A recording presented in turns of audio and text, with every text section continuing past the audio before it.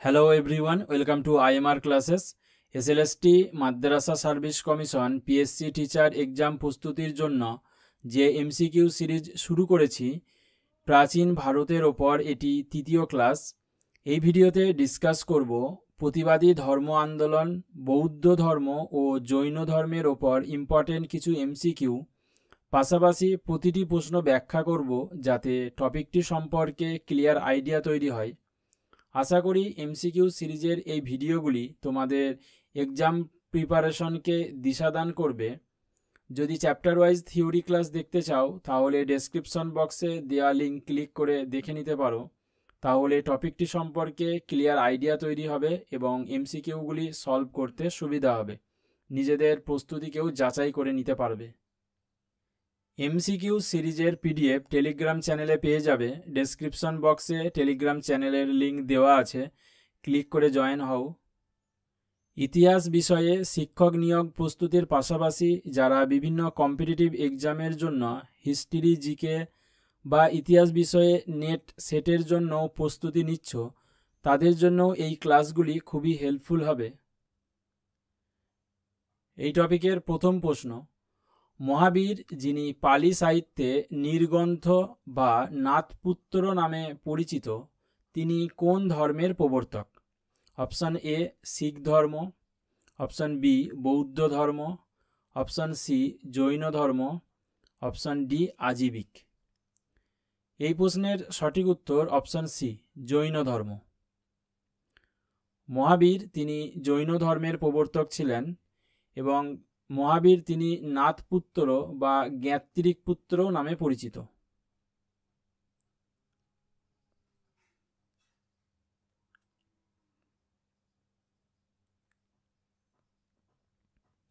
কারণ মহাবীর তিনি নাথ বা জ্ঞাত্রিক নামক ক্ষত্রিয় কুলে জন্মগ্রহণ করেছিলেন বলে তার নাম হল নাথপুত্র বা জ্ঞাত্রিক পুত্র।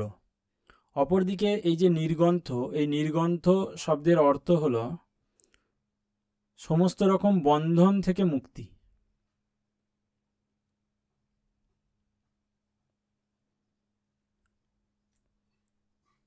বা সংসার বন্ধন থেকে মুক্তি।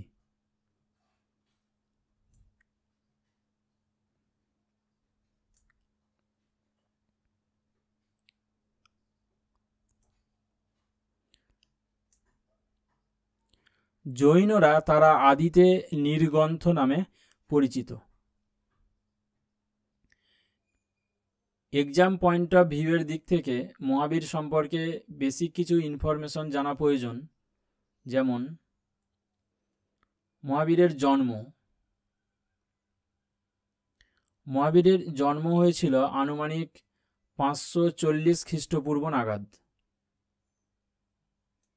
এবং তার মৃত্যু হয়েছিল 468 খ্রিস্টপূর্ব নাগাদ। মহাবীরের জন্ম হয়েছিল বৈশালীর কুন্দ গ্রামে।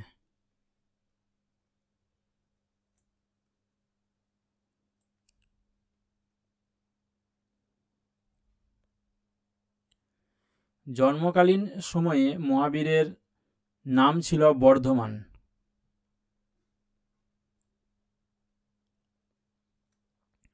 মহাবীরের পিতা ছিলেন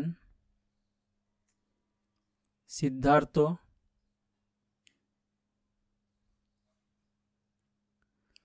মাতা ছিলেন ত্রিশলা।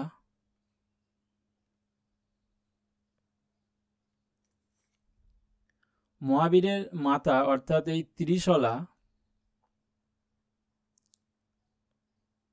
তিনি লিচ্ছবি রাজা চেতকের বোন। এটি খুব ইম্পর্টেন্ট এক্সাম পয়েন্ট অফ ভিউয়ের দিক থেকে।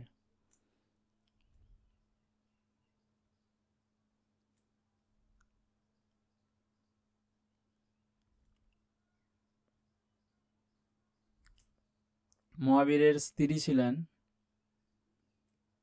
যশোদা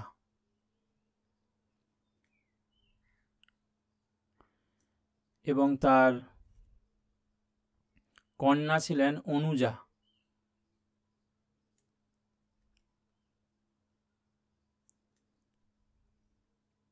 বা প্রিয়দর্শনা।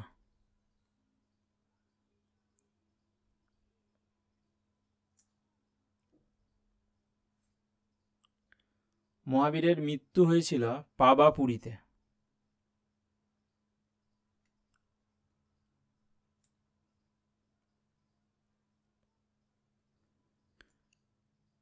তিনি স্বেচ্ছা অনশন করে মৃত্যুবরণ করেছিলেন।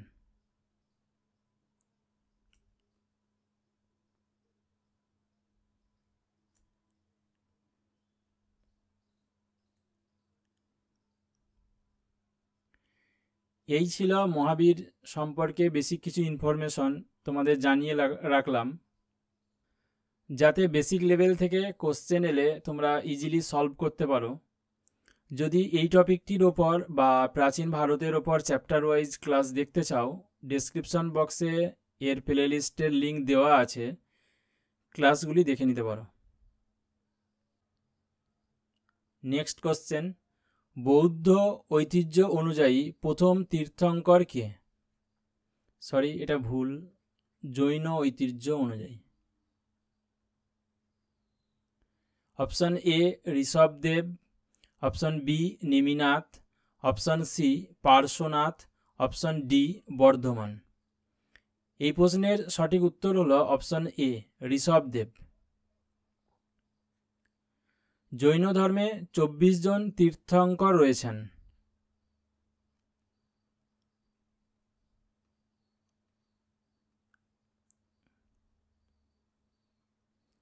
এই 24 জন তীর্থঙ্করের মধ্যে প্রথম তীর্থঙ্কর হলেন ঋষভদেব।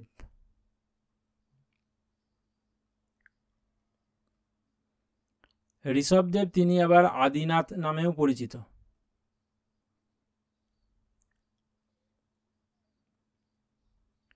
ঋষভদেবের প্রতীক চিহ্ন ছিল ষাঁড়।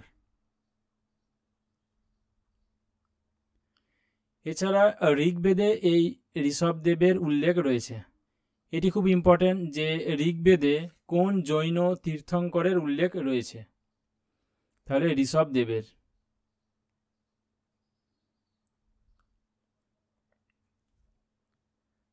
জৈন ধর্মের 23তম তীর্থঙ্কর হলেন পার্শ্বনাথ।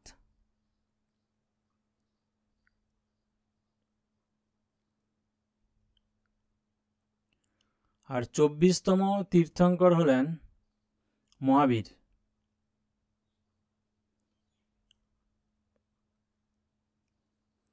পার্শ্বনাথের প্রতীক ছিল সাপ আর মহাবীরের প্রতীক ছিল সিংহ।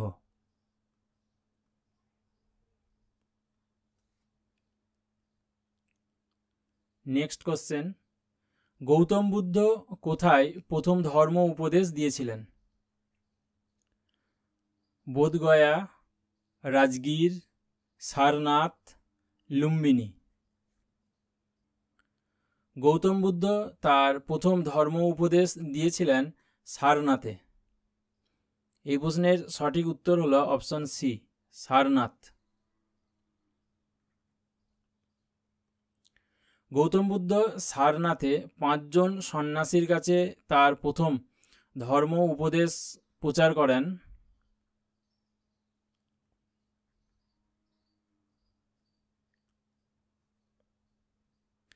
তার এই ধর্ম উপদেশ প্রচার এটি ধর্মচক্র প্রবর্তন নামে পরিচিত।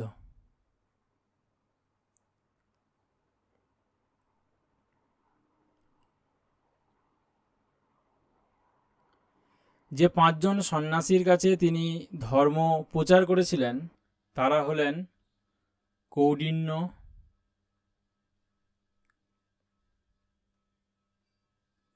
ভদ্রিক,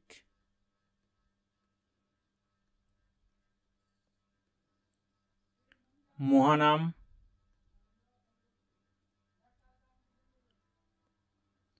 অশ্বজিৎ,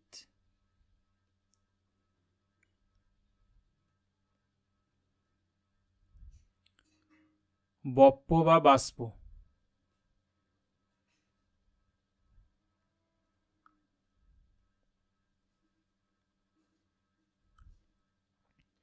এই যে পাঁচজন ব্যক্তির কাছে সর্বপ্রথম গৌতম বুদ্ধ তার ধর্ম উপদেশ প্রচার করেছিলেন, এটি ধর্মচক্র প্রবর্তন নামে পরিচিত, এবং কৌডিন্য হল তার প্রথম ব্যক্তি যার কাছে তিনি এই ধর্ম উপদেশটি প্রচার করেছিলেন, বা তার প্রথম শিষ্য।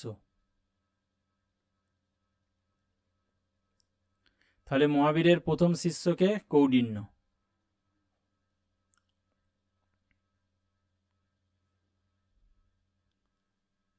নেক্সট কোশ্চেন, কোন জায়গায় গৌতম বুদ্ধ দিব্যজ্ঞান লাভ করেছিলেন? বৈশালী, বোধগয়া, রাজগীর, সারনাথ। গৌতম বুদ্ধ দিব্যজ্ঞান লাভ করেছিলেন বোধগয়াতে। এই প্রশ্নের সঠিক উত্তর হল অপশন বি। গৌতম বুদ্ধ তিনি 29 বছর বয়সে গৃহত্যাগ করেছিলেন।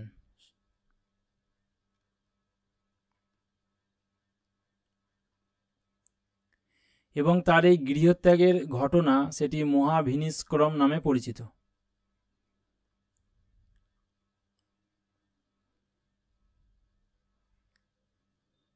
মহাভিনিষ্ক্রম। গৌতম বুদ্ধ তিনি 35 বছর বয়সে বোধি বা দিব্যজ্ঞান লাভ করেছিলেন।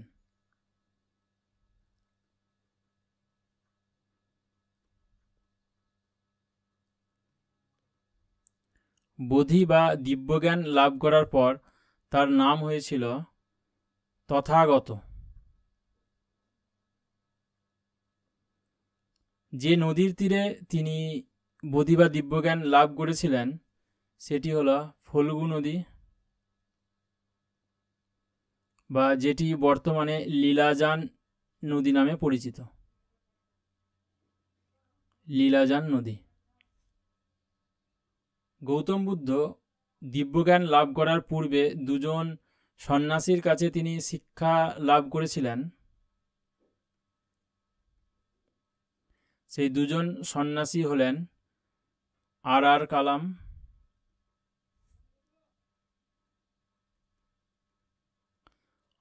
কালাম আরেকজন হলেন উদ্দরাক রামপুত্র।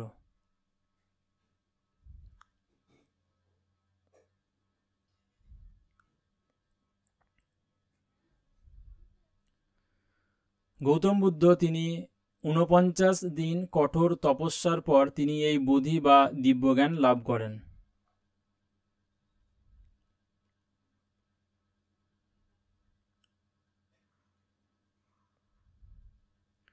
তাহলে তিনি 29 বছর বয়সে গৃহত্যাগ করেছিলেন এবং 35 বছর বয়সে তিনি বোধি বা দিব্যজ্ঞান লাভ করেছিলেন। এই বোধি বা দিব্যজ্ঞান লাভ করার পর তিনি সারনাথে যে 5 জন সন্ন্যাসীর কথা পূর্বে উল্লেখ করেছি, এই 5 জন সন্ন্যাসীর কাছে তিনি সর্বপ্রথম তার ধর্ম উপদেশ প্রচার করেছিলেন। তার এই ধর্ম উপদেশ প্রচারই হল ধর্মচক্র প্রবর্তন। অপরদিকে তার গৃহত্যাগের এই ঘটনা সেটি মহাভিনিষ্ক্রম নামে পরিচিত, আর বোধি বা দিব্যজ্ঞান লাভ করার পর তিনি হন তথাগত। এ প্রসঙ্গে বলে রাখি যে গৌতম বুদ্ধ যখন গৃহত্যাগ করেছিলেন বা মহাভিনিষ্ক্রমে, তখন তার যে প্রিয় ঘোড়া ছিল সেই প্রিয় ঘোড়ার নাম ছিল কণ্টক। কণ্টক হলো তার যে ঘোড়া। অপরদিকে তার যে সঙ্গী বা সারথি ছিলেন তার নাম হলো চান্না।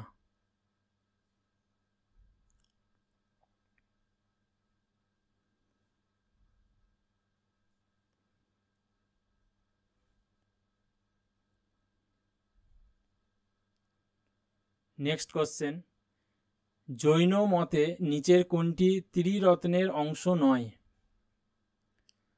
অপশন এ সম্যক পঞ্চ মহাব্রত, অপশন বি সম্যক জ্ঞান, অপশন সি সম্যক চরিত্র, অপশন ডি সম্যক দর্শন। জৈন মতে ত্রিরত্নের অংশ নয়, অপশন এ সম্যক পঞ্চ মহাব্রত। এই প্রশ্নের সঠিক উত্তর অপশন এ।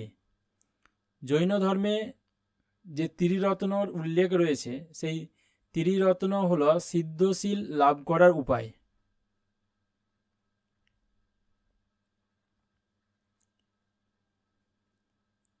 সিদ্ধশীল কি? সিদ্ধশীল হলো যে জন্মচক্রের আবর্ত থেকে চিরতরে মুক্ত, এবং এই সিদ্ধশীলের ধারণা জৈন ধর্মের সঙ্গেই যুক্ত। সিদ্ধশীল হওয়ার জন্য 3টি বিশেষ নীতি মেনে চলতে হতো, এবং এই সেই 3টি বিশেষ নীতি হলো ত্রিরত্ন, যেমন সৎ জ্ঞান, সৎ বিশ্বাস,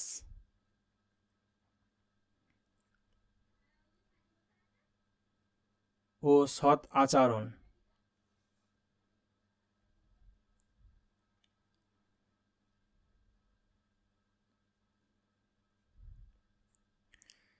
কিন্তু জৈন ধর্মে যে ত্রিরত্ন ছিল, সেই ত্রিরত্নের মধ্যে এই পঞ্চ মহাব্রত ছিল না।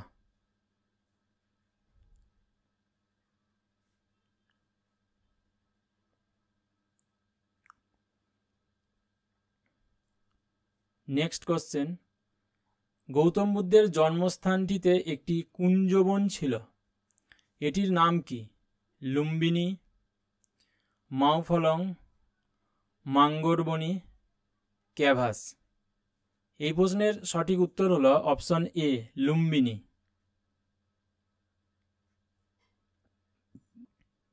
গৌতম বুদ্ধের জন্ম হয়েছিল আনুমানিক 566 খ্রিস্টপূর্ব নাগাদ, এবং তার মৃত্যু হয়েছিল 486 খ্রিস্টপূর্ব নাগাদ। এবং গৌতম বুদ্ধের জন্মকালীন তার নাম ছিল সিদ্ধার্থ।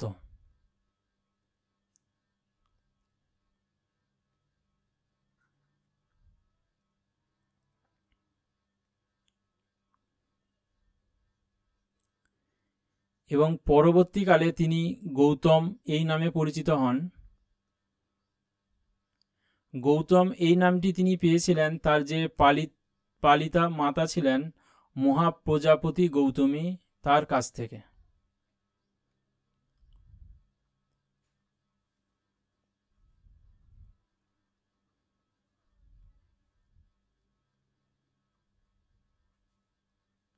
এই মহাপ্রজাপতি গৌতমীর নাম থেকেই তিনি গৌতম এই নামে পরিচিত হয়েছিলেন। পরবর্তীকালে তিনি যখন বোধি বা দিব্যজ্ঞান লাভ করেন, তখন তার নাম হয় বুদ্ধ, অর্থাৎ তিনি গৌতম বুদ্ধ নামে পরিচিত হন। গৌতম বুদ্ধ সম্পর্কে বেশি কিছু ইনফরমেশন তোমাদের জানিয়ে রাখি। যেমন গৌতম বুদ্ধের পিতা ছিলেন শুদ্ধোধন,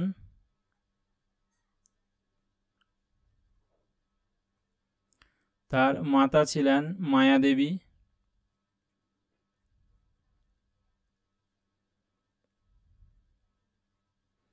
তার স্ত্রী ছিলেন যশোধরা,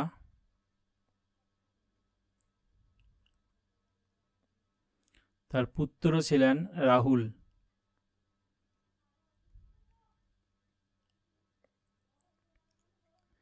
এবং তার মৃত্যু হয়েছিল কুশীনগরে।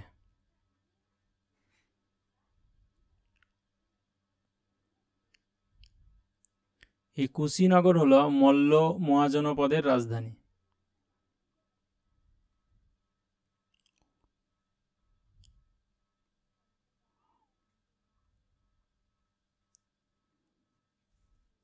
এই ছিল গৌতম বুদ্ধ সম্পর্কিত কিছু ইনফরমেশন, যেগুলো তোমাদের জানিয়ে রাখলাম, যদি বেসিক লেভেল থেকেও এখান থেকে কিছু কোশ্চেন আসে যাতে তোমরা সহজেই সলভ করতে পারো।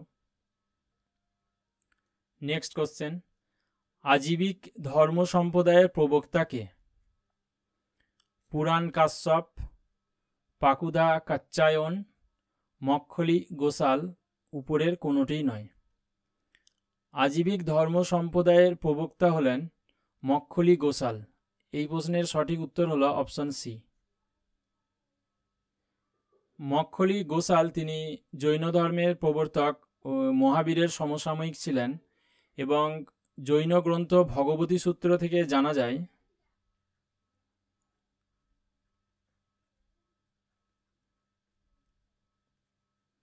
যে গোসালের পিতার নাম ছিল মক্ষলী গোসাল, যিনি এই আজীবিক ধর্ম সম্প্রদায়ের প্রবক্তা, তার পিতার নাম ছিল গোসাল, মক্ষলী। পিতার নাম ছিল মক্ষলী বা মঙ্খলী, এবং তার মাতার নাম ছিল ভদ্র। এবং কথিত আছে যে এই মক্ষলী গোসাল বা মঙ্খলী গোসাল, যিনি যীশুখ্রিস্টের মতো এক গ্রামের গোশালায় জন্মগ্রহণ করেছিলেন, এবং সে কারণে তিনি গোসাল মঙ্খলী নামে পরিচিত। এবং যে গ্রামে তিনি জন্মগ্রহণ করেছিলেন সেই গ্রামটির নাম হলো সরাবণ। এই সরাবণ গ্রামেই তিনি জন্মগ্রহণ করেছিলেন।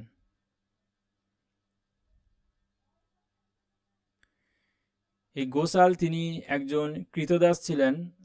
বিভিন্ন তথ্যসূত্রে এই সম্পর্কে জানা যায়। এই গোসালের প্রবর্তিত ধর্মই হলো আজীবিক ধর্ম, এবং আজীবিকরা নিয়তিবাদে বিশ্বাসী,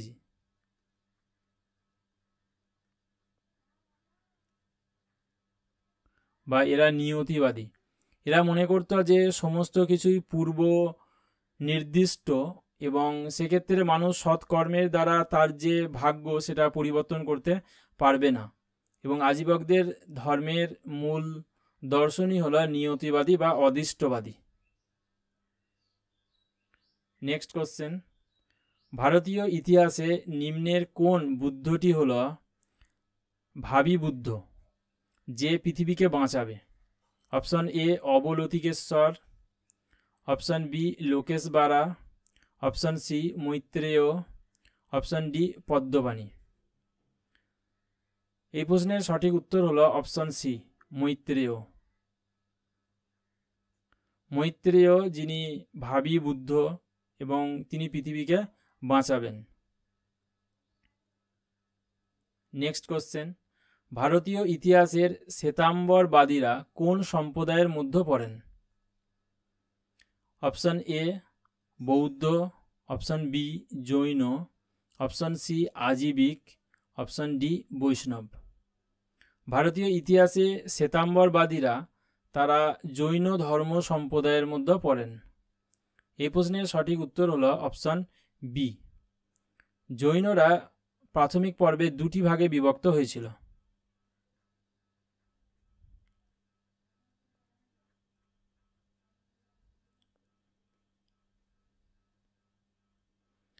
এই জৈন ধর্মাবলম্বীরা যে দুটি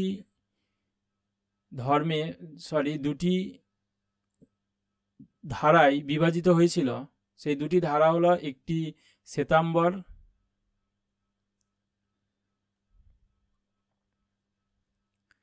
অপরটি দিগম্বর।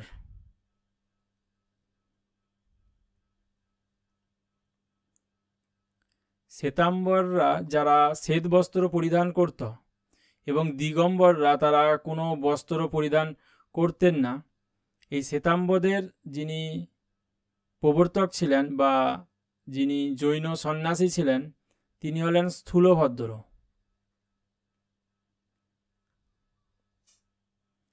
অপরদিকে দিগম্বরদের সন্ন্যাসী ছিলেন ভদ্রবাহু। এই ভদ্রবাহু তিনি জৈন গ্রন্থ কল্পসূত্র রচনা করেছিলেন।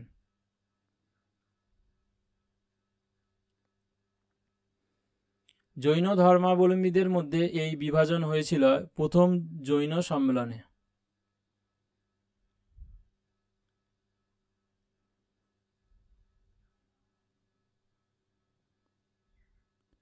প্রথম এই জৈন সম্মেলন হয়েছিল পাটলিপুত্রে।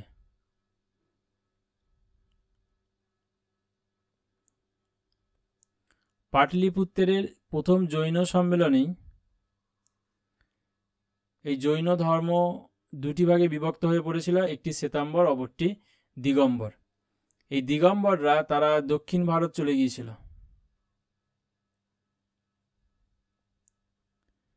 এবং শ্বেতাম্বররা তারা মগধে রয়ে গিয়েছিল।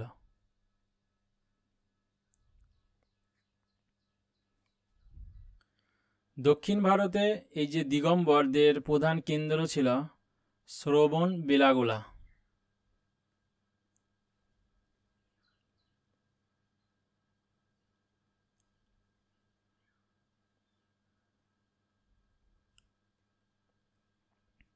এই শ্রবণ বেলাগোলা বর্তমান মহীশূর রাজ্যে অবস্থিত।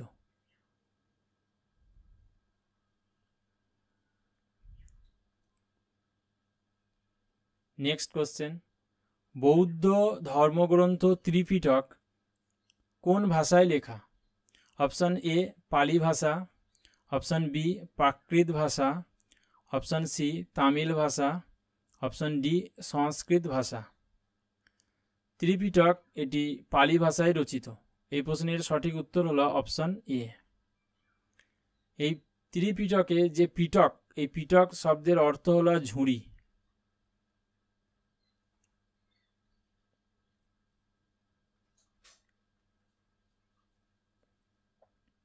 বৌদ্ধ ধর্মে তিনটি পিটক রয়েছে। এই তিনটি পিটক হলো প্রথমত সুত্ত পিটক,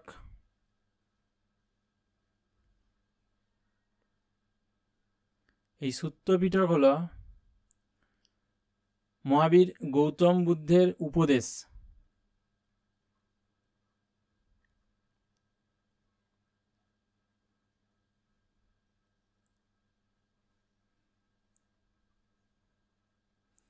গৌতম বুদ্ধের উপদেশ যে গ্রন্থে লিপিবদ্ধ আছে সেটি হলো সুত্ত পিটক। দ্বিতীয়ত হলো বিনয় পিটক।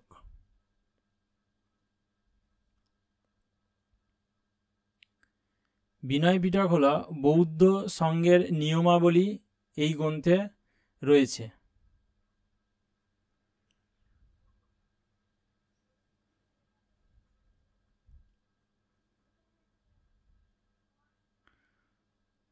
তৃতীয় ছিল অভিধর্ম পিটক। অভিধর্ম পিটক।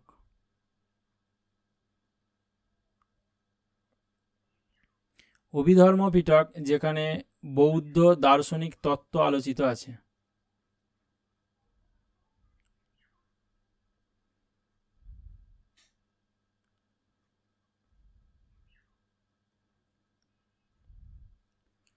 এই সুত্ত পিটক যিনি রচনা করেছিলেন গৌতম বুদ্ধের শিষ্য আনন্দ,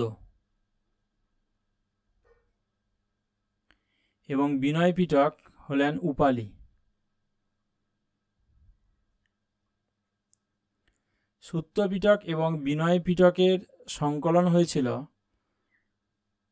বৌদ্ধ ধর্মের যে চারটি বৌদ্ধ সম্মেলন ছিল, সেই চারটি বৌদ্ধ সম্মেলনের মধ্যে প্রথম সম্মেলনে সুত্ত পিটক এবং বিনয় পিটক রচিত হয়।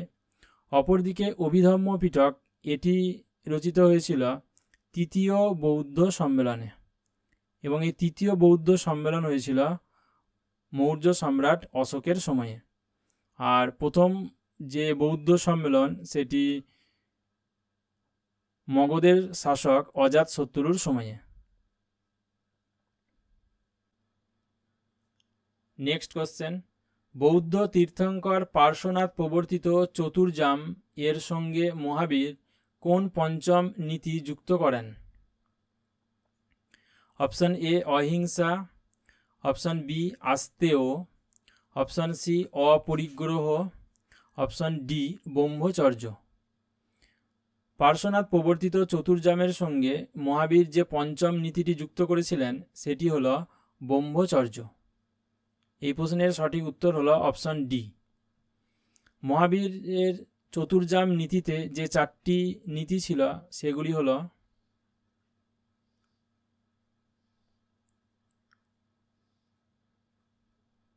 অহিংসা,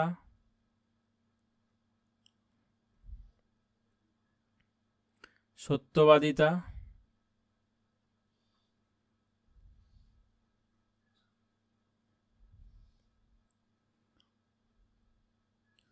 চুরি না করা,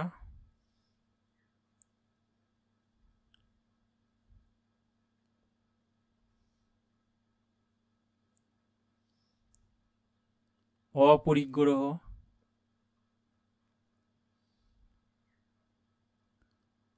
অপরিগ্রহ মানে আসক্তি থেকে মুক্ত থাকা, কোনো কিছুর আসক্তি থেকে মুক্ত থাকা।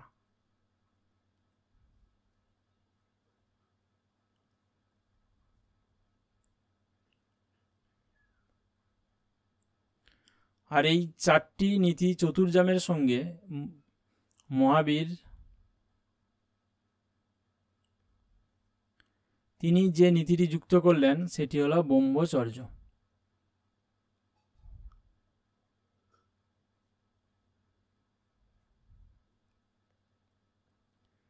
সত্যবাদিতা এটি আস্তেয় নামে পরিচিত।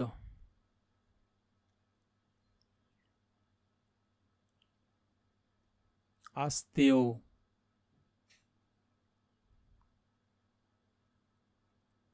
আর চুরি না করা এটি সুনিরিত নামে পরিচিত।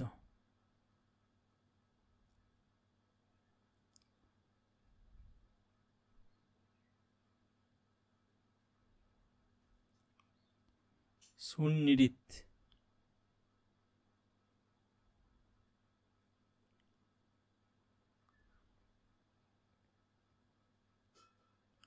নেক্সট কোশ্চেন, কোন স্থানে গৌতম বুদ্ধের মহাপ্রয়াণ হয়েছিল? Option A Kushinagar, option B Cuttack, option C Lumbini, option D Vaishali. Gautam বুদ্ধের মহাপ্রয়াণ বা তার মৃত্যু হয়েছিল কুশীনগরে। এই প্রশ্নের সঠিক উত্তর হলো অপশন এ। গৌতম বুদ্ধের মৃত্যু হয়েছিল আনুমানিক 486 খ্রিস্টপূর্ব নাগাদ।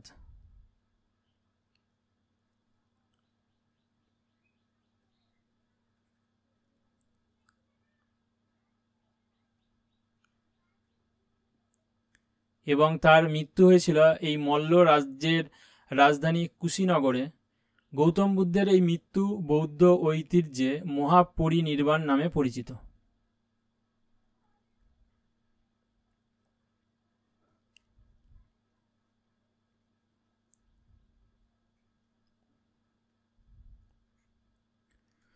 গৌতম বুদ্ধের জীবনের যে চারটি বিশেষ ঘটনা ছিল সেগুলো পর্যায়ক্রমে লিখে দিলাম। প্রথমত হলো তার গৃহত্যাগ। এই গৃহত্যাগ মহাভিনিষ্করম নামে পরিচিত।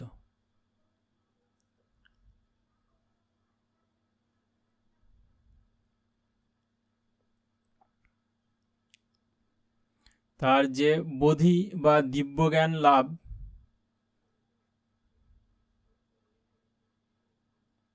এই দিব্যজ্ঞান লাভ হলো নির্বাণ।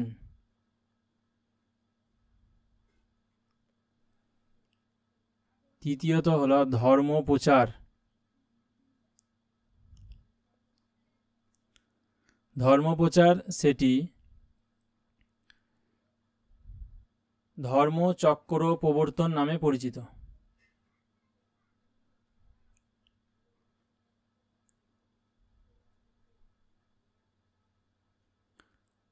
আর তার মৃত্যু, এই মৃত্যু মহাপরিনির্বাণ নামে পরিচিত।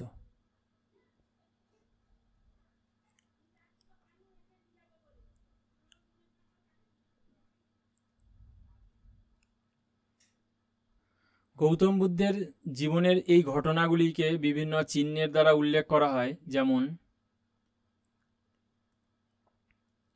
মহাভিনিষ্ক্রম এর প্রতীক হল ঘোড়া, নির্বাণ হল বোধিবৃক্ষ,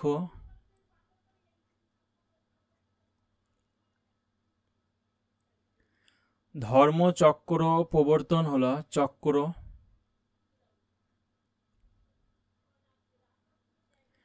আর মহাপরিনির্বাণ এর প্রতীক হল স্তূপ।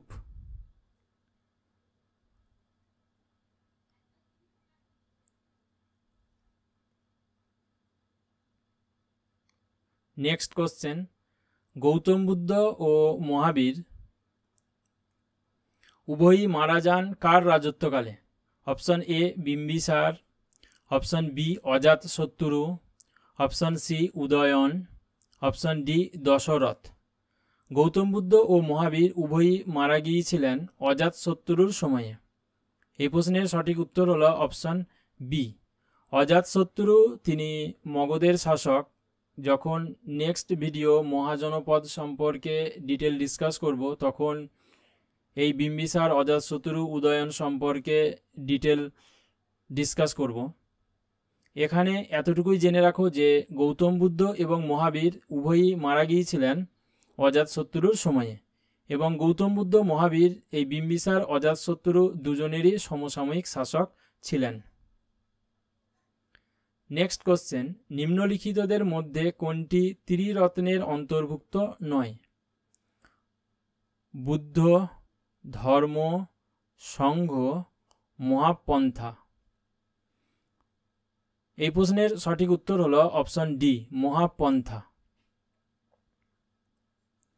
বৌদ্ধ ধর্মে যে ত্রিরত্নের কথা উল্লেখ রয়েছে সেই ত্রিরত্ন হল বুদ্ধ, ধর্ম এবং সংঘ। এই বুদ্ধ, ধর্ম এবং সংঘ হল বৌদ্ধ ধর্মের ত্রিরত্ন।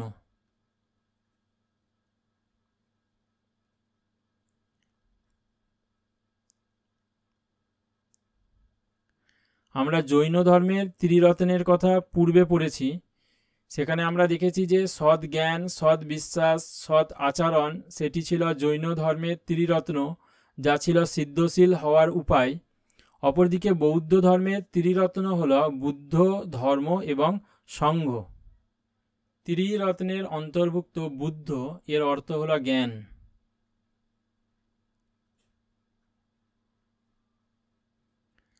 ধর্ম, এর অর্থ হল উপদেশ বলি।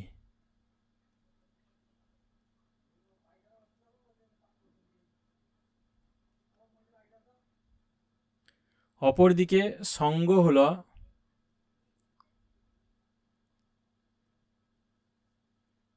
নির্দেশাবলী।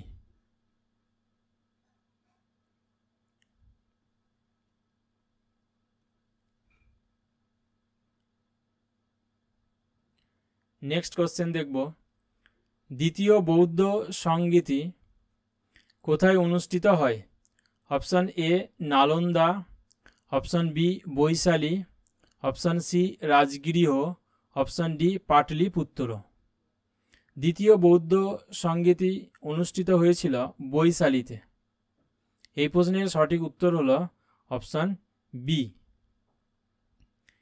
দ্বিতীয় বৌদ্ধ সংগীতি অনুষ্ঠিত হয় শিশুনাগ বংশীয় শাসক কালাশোকের সময়ে।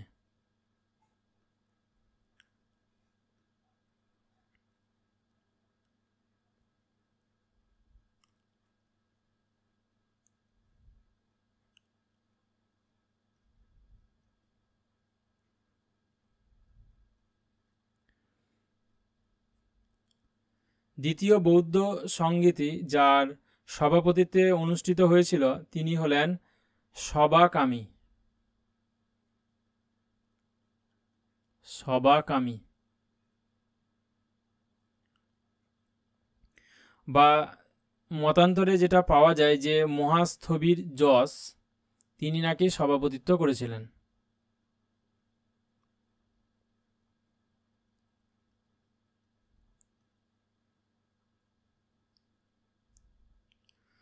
তাহলে দ্বিতীয় বৌদ্ধ সংগীতের সভাপতি কে ছিলেন? সবাকামী বা মতান্তরে মহাস্থবির যশ।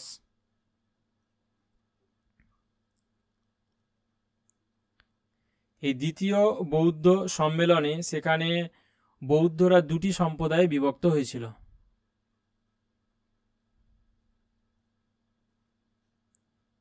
বা বৌদ্ধ ধর্মমতের বিভাজন ঘটেছিল। একটি হলো থেরবাদী,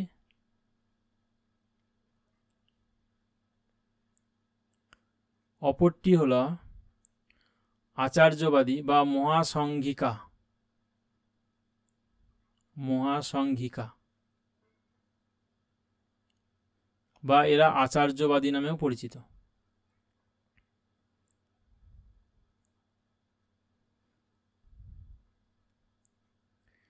থেরবাদীদের প্রধান প্রবক্তা ছিলেন মহাকাত্যায়ন।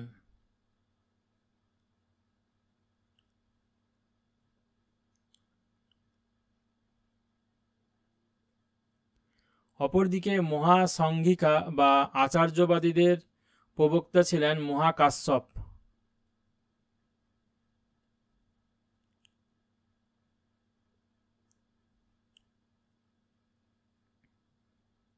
থেরবাদীদের প্রধান কেন্দ্র ছিল কোসাম্বি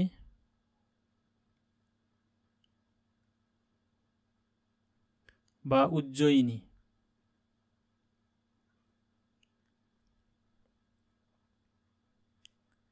অপরদিকে মহাসংঘিকা বা আচার্যবাদীদের প্রধান কেন্দ্র ছিল বৈশালী।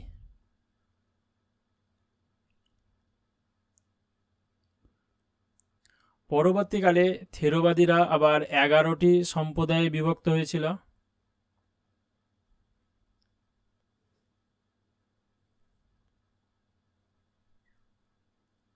অপরদিকে মহাসংঘিকা বা আচার্যবাদীরা এরা 7টি সম্প্রদায়ে বিভক্ত হয়েছিল। টোটাল বৌদ্ধ ধর্মে 18টি ধর্ম সম্প্রদায় আমরা দেখব, যারা বিভিন্ন সময়ে মতাদর্শগত বিভেদের কারণে বিভিন্ন ভাগে ভাগ হয়ে গিয়েছিল। নেক্সট কোশ্চেন, অনেকান্তবাদ নিচের কোন দর্শনের মূল তত্ত্ব? অপশন এ বৌদ্ধ ধর্ম, অপশন বি জৈন ধর্ম, অপশন সি বৈষ্ণব ধর্ম, অপশন ডি শিখ ধর্ম। এই প্রশ্নের সঠিক উত্তর হলো অপশন বি জৈন ধর্ম। অনেকান্তবাদ হলো জৈন ধর্মের একটি মৌলিক নীতি, যেখানে বলা হয়েছে যে পরম সত্য একাধিক দৃষ্টিকোণ থেকে উপলব্ধি করা যেতে পারে। কোনো একটি দৃষ্টিভঙ্গি সম্পূর্ণ সত্য নয়, এবং এই যে দর্শনগত তত্ত্ব, এটি জৈন ধর্মে অনেকান্তবাদ নামে পরিচিত। নেক্সট কোশ্চেন, প্রাচীন ভারতে কতজন তীর্থঙ্কর আছে? Option A 16, option B 22, option C 23, option D 24। প্রাচীন ভারতে 24 জন তীর্থঙ্কর রয়েছেন। এই প্রশ্নের সঠিক উত্তর হলো অপশন ডি। তীর্থঙ্কর এই শব্দের অর্থ হলো যিনি তীর্থ লাভের পদ রচনা করেন।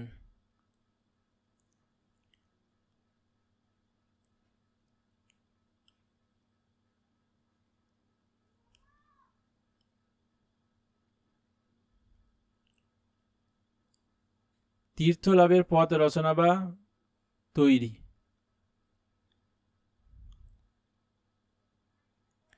জৈন ধর্মে যে তীর্থঙ্কররা রয়েছেন তাদের প্রথম তীর্থঙ্কর হলেন ঋষভদেব, 23তম তীর্থঙ্কর হলেন পার্শ্বনাথ এবং 24তম তীর্থঙ্কর হলেন মহাবীর। এই বিষয়টি পূর্বে স্লাইডে ডিসকাস করেছি, তাই এখানে আর ডিটেল ডিসকাস করলাম না। নেক্সট কোশ্চেন, জাতকের গল্পগুলি কোন ভাষায় লেখা? প্রাকৃত ভাষা, পালি ভাষা, সংস্কৃত ভাষা, তামিল ভাষা। জাতকের গল্পগুলি পালি ভাষায় লেখা। এই প্রশ্নের সঠিক উত্তর হলো অপশন বি। জাতক হলো যে গৌতম বুদ্ধের পূর্ব জীবনের কাহিনী, এবং এই জাতকের গল্পগুলি অজন্তা গুহাচিত্রে অঙ্কিত রয়েছে। জাতকে মোট 547টার মতো গল্প রয়েছে ধরা হয়। নেক্সট কোশ্চেন, মহাযান বৌদ্ধ ধর্মে বোধিসত্ত্ব অবলোকিতেশ্বর নামে পরিচিত বজ্রপাণি, মঞ্জুশ্রী, পদ্মপাণি, মৈত্রেয়। মহাযান বৌদ্ধ ধর্মে যে বোধিসত্ত্বদের উল্লেখ রয়েছে তার মধ্যে পদ্মপাণি তিনি অবলোকিতেশ্বর নামে পরিচিত। এই প্রশ্নের সঠিক উত্তর হলো অপশন সি। অপরদিকে মৈত্রেয় তাকে ভাবী বুদ্ধ বলা হয়। এই বিষয়টি আমরা আগেও আলোচনা করেছি, ভাবী বুদ্ধ। এবং বলা হয়েছে যে এই মৈত্রেয় যিনি ভাবী বুদ্ধ, পৃথিবীকে তিনি বাঁচাবেন। বৌদ্ধ ধর্মের দুটি সম্প্রদায় ছিল, একটি হীনযান সম্প্রদায়, অপরটি মহাযান সম্প্রদায়।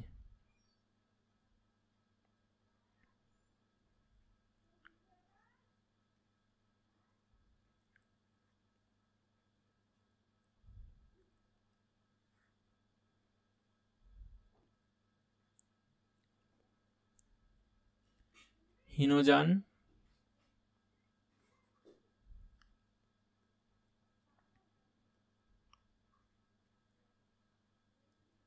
অপরটি মহাযান।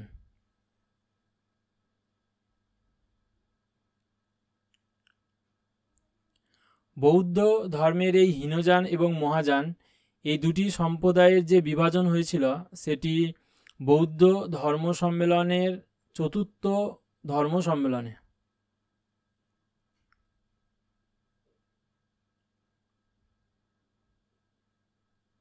এই চতুর্থ ধর্ম সম্মেলন হয়েছিল কুষাণ শাসক কনিষ্কের সময়ে।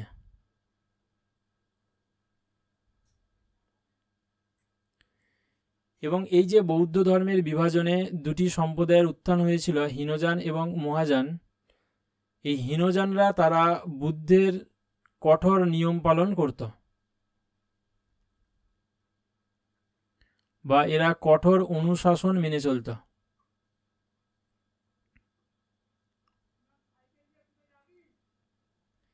এবং হীনযানরা তারা বুদ্ধকে মনে করত একজন ধর্ম প্রচারক।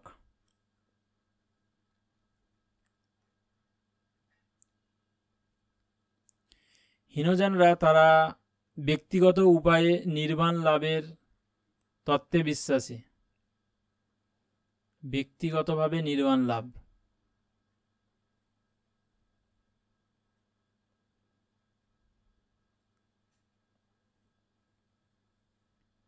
হীনযানরা এরা পালি ভাষায় ধর্ম প্রচার করত।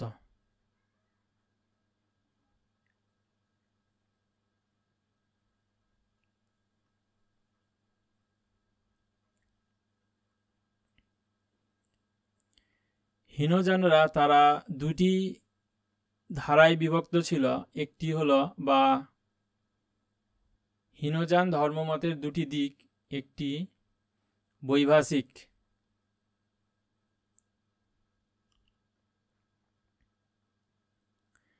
ও সৌতান্ত্রিক।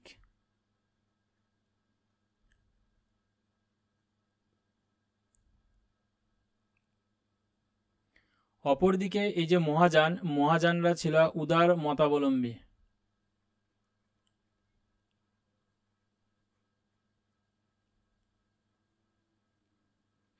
এবং এই মহাযানরা যেখানে বুদ্ধকে দেবতা হিসাবে মনে করত, বুদ্ধকে দেবতা বলে পূজা করত,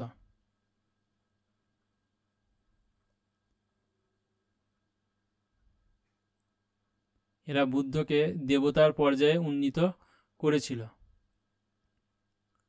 অপরদিকে মহাযানরা সর্বসাধারণের নির্বাণ লাভের ওপর জোর দিয়েছেন।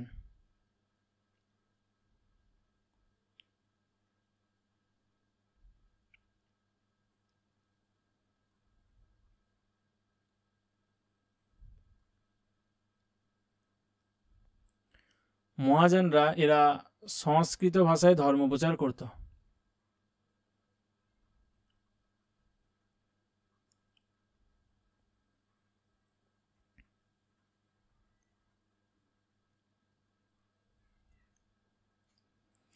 মহাযানদেরও দুটি ধারা ছিল, একটি হলো মাধ্যমিক, অপরটি যোগাচার।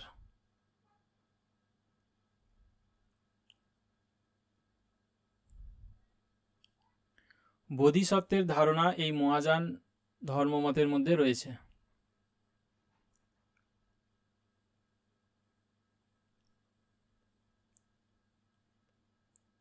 তাহলে বোধিসত্ত্বের ধারণা কোন ধর্মমতের সঙ্গে যুক্ত?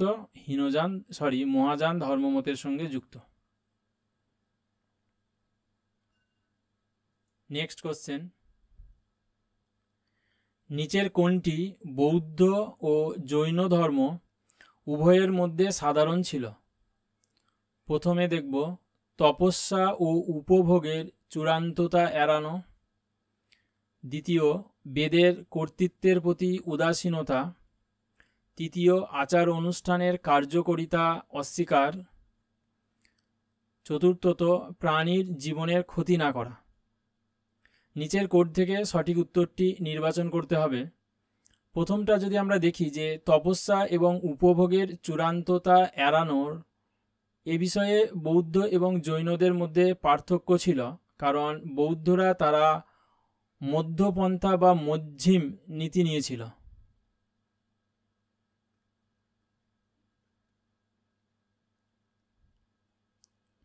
মধ্যম নীতি বৌদ্ধরা নিয়েছিল। অপরদিকে চরম কৃচ্ছ সাধন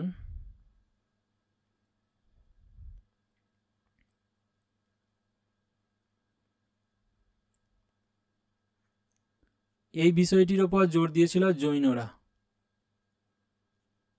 তাই প্রথম বিবৃতিটি ভুল। উভয় ধর্ম সম্প্রদায় তারা বেদের কর্তৃত্বের প্রতি উদাসীনতা দেখিয়েছিল, বেদকে তারা গ্রহণ করেনি, এটি সত্য। আচার অনুষ্ঠানের কার্যকারিতা অস্বীকার, অর্থাৎ বৈদিক ধর্মে যে যাগযজ্ঞ নির্ভর ধর্মীয় জীবনযাত্রা সেই বিষয়টির ওপর উভয়ই জোর দেয়নি, এটিও সঠিক।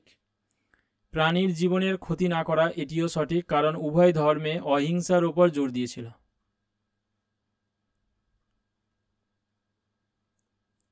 তাই কোড থেকে যদি সঠিক উত্তরটি নির্বাচন করি তাহলে এই প্রশ্নের সঠিক উত্তর হবে অপশন বি, 2, 3 এবং 4 সত্য। নেক্সট কোশ্চেন, কিছু বৌদ্ধ গুহাকে বলা হয় চৈত্য, আবার কিছুকে বলা হয় বিহার। এদের মধ্যে পার্থক্য কোথায়? অপশন এ, বিহার হলো উপাসনা গৃহ, যেখানে চৈত্য হলো সন্ন্যাসীদের আবাসস্থল। অপশন বি, চৈত্য হলো উপাসনা গৃহ, সেখানে বিহার হলো সন্ন্যাসীদের আবাসস্থল। অপশন সি, চৈত্য হলো স্তূপ এবং বিহার হলো বড় হলঘরের মধ্যে অবস্থিত। অপশন ডি, চৈত্য ও বিহার উভয়ই হলো উপাসনা গৃহ। এই প্রশ্নের সঠিক উত্তর হলো অপশন বি, চৈত্য হলো উপাসনা গৃহ, যেখানে বিহার হলো সন্ন্যাসীদের আবাসস্থল। সাধারণত বর্ষাকালীন সময়ে যে বৌদ্ধ সন্ন্যাসীরা তারা এই বিহারগুলিতে আশ্রয় নিতেন। এ প্রসঙ্গে বলে রাখি যে গৌতম বুদ্ধের প্রিয় আশ্রম হল জেতবন বিহার।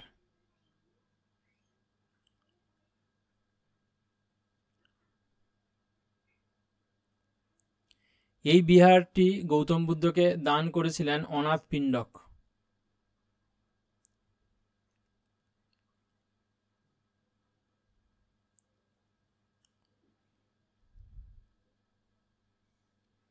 নেক্সট কোশ্চেন, ভারতীয় সাংস্কৃতিক ইতিহাসের উল্লেখিত নিচের কোনটি পারমিতাস শব্দটির সঠিক বর্ণনা? অপশন এ, প্রাচীনতম ধর্মশাস্ত্রগুলি রচিত হয়েছে সূত্র স্টাইলে। অপশন বি, দার্শনিক স্কুলগুলি বেদের কর্তৃত্ব মেনে নেয়নি। অপশন সি, বোধিসত্ত্বের প্রতি পরিপূর্ণতা প্রাপ্তির দিকে পরিব্যাপ্তিত। অপশন ডি, আদি মধ্যযুগে দক্ষিণ ভারতে গিল্ডগুলি শক্তিশালী বাণিজ্যিক সংস্থা ছিল। এই প্রশ্নের সঠিক উত্তর হল অপশন সি, বোধিসত্ত্বের প্রতি পরিপূর্ণতা প্রাপ্তির দিকে পরিব্যাপ্তিত, এটি পারমিতাস শব্দটির সঠিক বর্ণনা। নেক্সট কোশ্চেন, নিম্নলিখিতদের মধ্যে কে সর্বশেষ বৌদ্ধ ধর্মান্তরিত ব্যক্তি ছিলেন?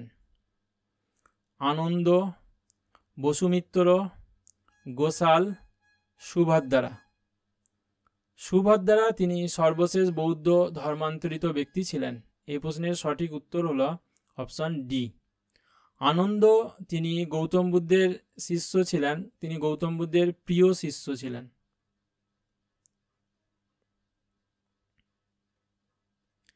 এবং গৌতম বুদ্ধ যখন মারা যান সেই মৃত্যুকালীন সময়ে আনন্দ তার পাশে ছিলেন।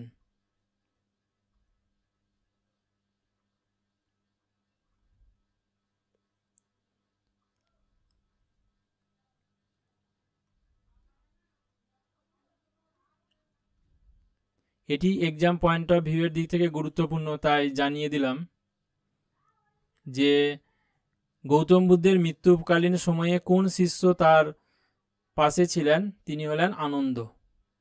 বসুমিত্র তিনি যে চতুর্থ বৌদ্ধ ধর্ম সম্মেলন হয়েছিল, সেই চতুর্থ বৌদ্ধ ধর্ম সম্মেলনের সভাপতি ছিলেন এই বসুমিত্র। চতুর্থ বৌদ্ধ সম্মেলন হয়েছিল কনিষ্কের সময়ে। এই কনিষ্কের সময়ে চতুর্থ বৌদ্ধ সম্মেলনের সভাপতিত্ব তিনিই করেছিলেন। অপরদিকে গোসাল তিনি আজীবিক ধর্ম সম্প্রদায়ের প্রবর্তক ছিলেন। এই বিষয়টি আগেই আলোচনা করেছি। নেক্সট কোশ্চেন, বুদ্ধ তার জীবনের শেষ বর্ষাকাল কোথায় বাস করেছিলেন? Option A Shravasti, option B Vaishali, option C Kushinagar, option D Sarnath. Buddha তার জীবনের শেষ বর্ষাকাল কাটিয়েছিলেন বৈশালীতে।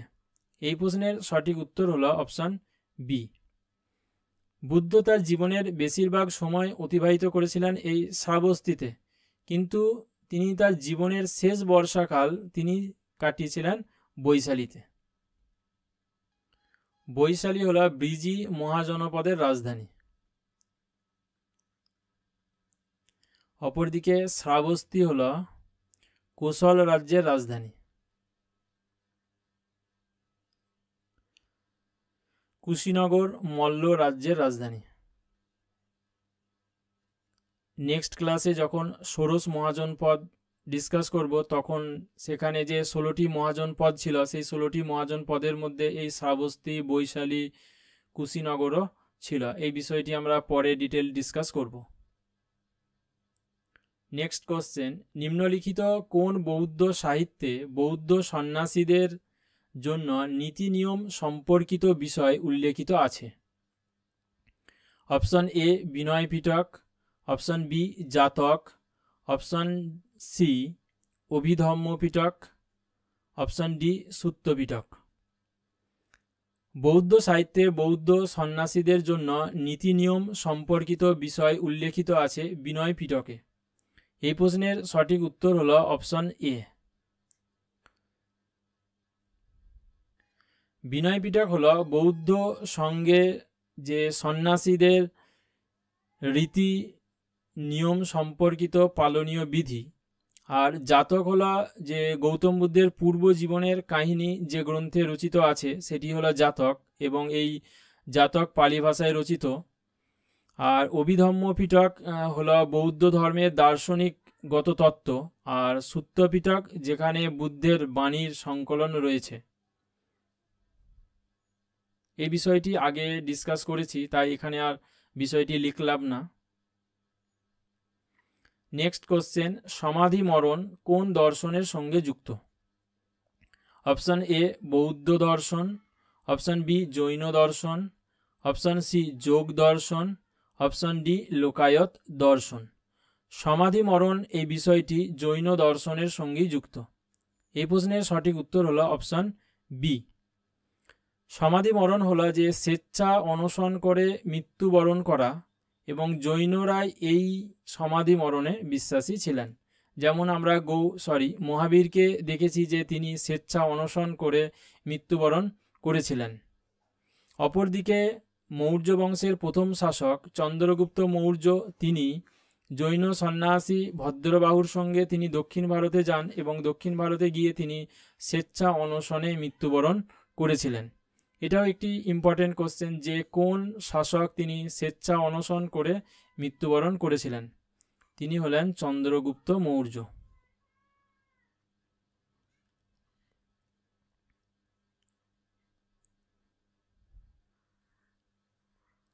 এই বিষয়টি যখন মৌর্য বংশ সম্পর্কে ডিটেল ডিসকাস করব, সেখানেও এই প্রসঙ্গটি আসবে।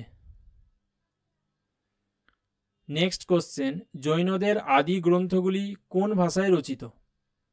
Option A Ardhamagadhi, option B পালি, অপশন সি প্রাকৃত, অপশন ডি সংস্কৃত।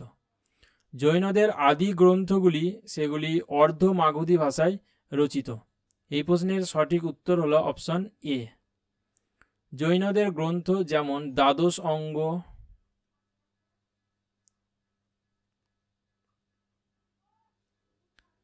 এটি অর্ধ মাগধী ভাষায় রচিত।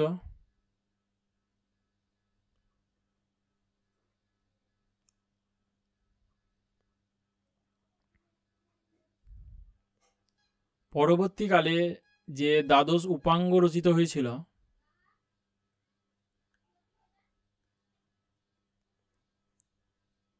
এই দ্বাদশ উপাঙ্গ প্রাকৃত ভাষায় রচিত।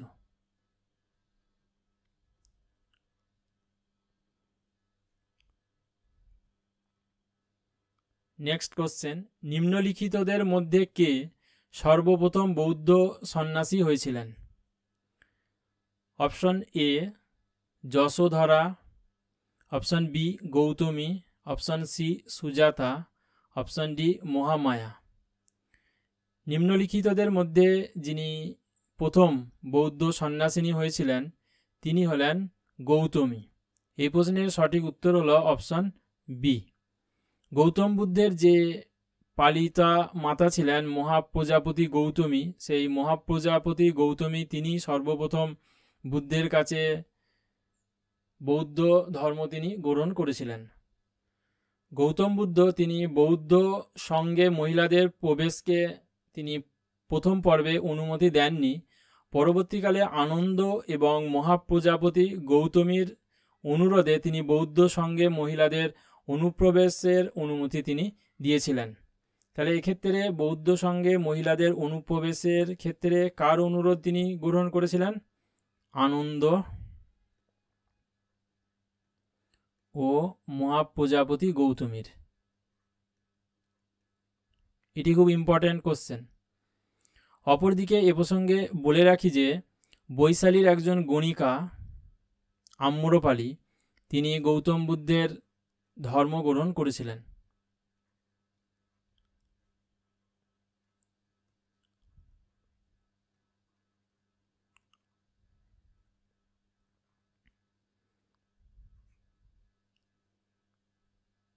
নেক্সট কোশ্চেন, মহাবীরের অনুগামীরা কি নামে পরিচিত? অরহন্ত, মহাব্রত, অনুব্রত, নির্গ্রন্থ। মহাবীরের অনুগামীরা তারা নির্গ্রন্থ নামে পরিচিত। এই প্রশ্নের সঠিক উত্তর হলো অপশন ডি। অরহন্ত, গৌতম বুদ্ধের অনুগামীরা অরহন্ত নামে পরিচিত।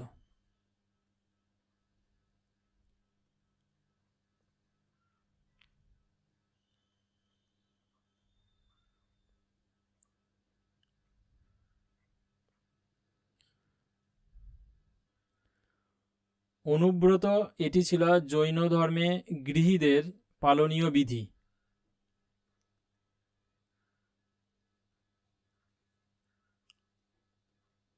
অর্থাৎ যারা সংসার জীবনে আবদ্ধ তাদের জন্য জৈন ধর্মে যে বিধি নির্দিষ্ট ছিল সেটি হলো অনুব্রত।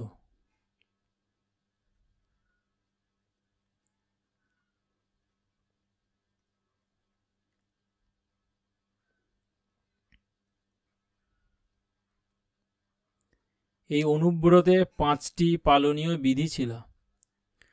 অপরদিকে মহাব্রত হল সন্ন্যাসীদের কঠোর পালনীয় বিধি।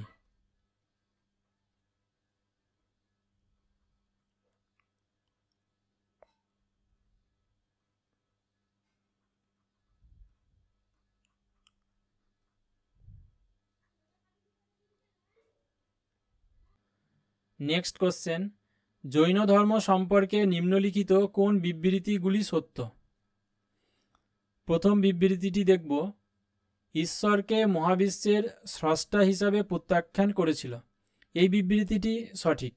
জৈনরা তারা ঈশ্বরে বিশ্বাসী ছিল না এবং তারা মনে করত যে সমস্ত কিছুই ইউনিভার্সাল ল এর দ্বারা পরিচালিত হয়, নিয়ন্ত্রিত হয়। তাই প্রথম বিবৃতিটি সত্য। দ্বিতীয়টি দেখব যে এটি কর্ম এবং পুনর্জন্মের মতবাদ গ্রহণ করেছিল। এটিও সঠিক, কারণ জৈনরা কর্মফলবাদ এবং পুনর্জন্মের যে ধারণা তারা এটিকে গ্রহণ করেছিল। তৃতীয় বিবৃতি হলো যে এটি জৈন শিক্ষকদের দেবতাদের চেয়েও শ্রেষ্ঠ বলে মনে করত। এটি ভুল। জৈন ধর্মে যে তীর্থঙ্কররা ছিলেন তাদেরকে দেবতাদের চেয়েও শ্রেষ্ঠ বলে মনে করা হতো এমনটা না। চতুর্থ বিবৃতিটি হলো যে সম্পত্তির উদার ব্যাখ্যার কারণে এর প্রধান সমর্থন এসেছিল ব্যবসায়ী এবং বণিকদের কাছ থেকে, এটি সঠিক। ব্রাহ্মণ্য ধর্মে সেখানে সুদি কারবারকে ঘৃণার চোখে দেখা হতো, যে কারণে যারা সুদের কারবার করত সমাজে তারা ঘৃণিত শ্রেণী ছিল। কিন্তু জৈন ধর্মে সেখানে সুদের কারবারের ওপর কোনো বিধিনিষেধ আরোপ করা হয়নি, যে কারণে ব্যবসায়ী এবং বণিকেরা তারা এই জৈন ধর্মের প্রতি আকৃষ্ট ছিল।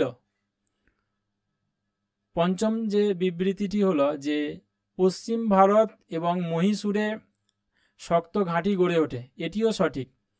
পশ্চিম ভারতে সেখানে শ্বেতাম্বরদের গুরুত্বপূর্ণ ঘাঁটি ছিল।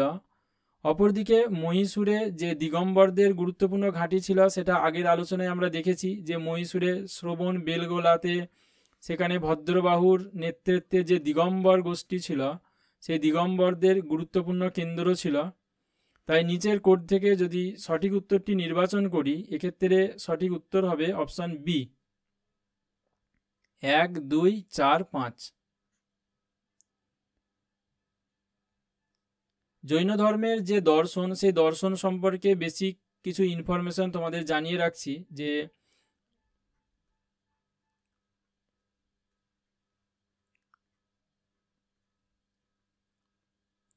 জৈন দর্শনের মূল ভিত্তি হলো যে মোক্ষ লাভ করা।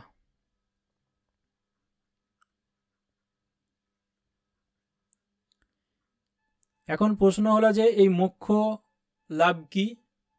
এই মোক্ষ হলো আত্মার পূর্ণতা লাভ, যা লাভ করলে মানুষ জন্ম ও মৃত্যুর চক্র থেকে মুক্তি লাভ করতে পারবে। এবং জৈন ধর্মে এই মোক্ষ লাভের বিভিন্ন উপায় নির্দিষ্ট রয়েছে। এই মোক্ষ লাভের উপায় হিসাবে ছিল ত্রিরত্ন।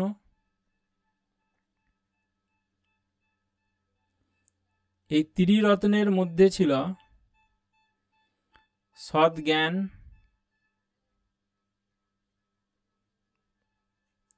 সৎ বিশ্বাস,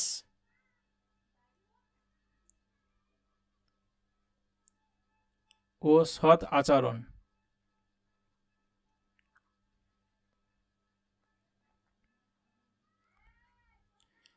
আর ছিল চতুর্জাম।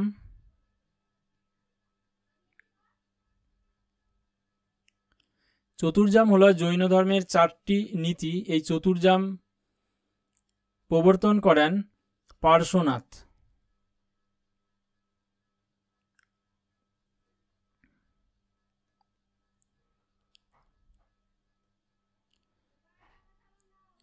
জৈন ধর্মের চতুর্জামে 4টে যে নীতি ছিল সেগুলি হলো অহিংসা,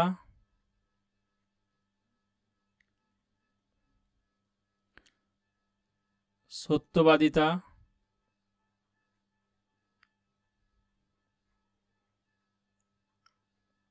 অচৌর্য,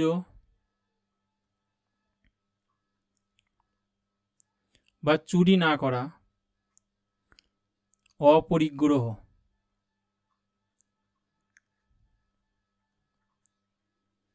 অপরিগ্রহ মানে কোনো কিছুর আসক্তি থেকে মুক্ত থাকা। পঞ্চম ছিল, অর্থাৎ এটা ছিল চতুর্জাম, পার্শ্বনাথ প্রবর্তিত 4টি নীতি। পরবর্তীকালে মহাবীর তিনি আরেকটি নীতির সংযোজন করেছিলেন, যে কারণে এটি পঞ্চজাম নামে পরিচিত হয়েছিল।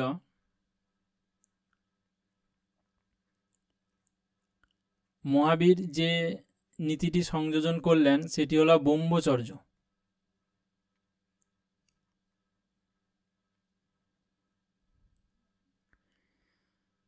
তাহলে পার্শ্বনাথ প্রবর্তিত এই 4টি নীতি হলো চতুর্জাম।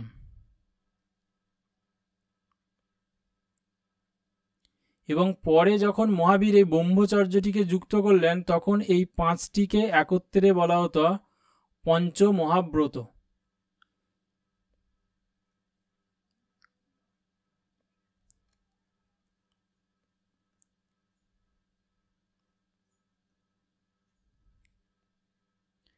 এখানটা একটু ভালো করে বুঝে নাও যে পার্শ্বনাথ প্রবর্তিত 4টি নীতি অর্থাৎ অহিংসা, সত্যবাদিতা, অচৌর্য ও অপরিগ্রহ এই চারটিকে একত্রে চতুর্জাম বলা হতো।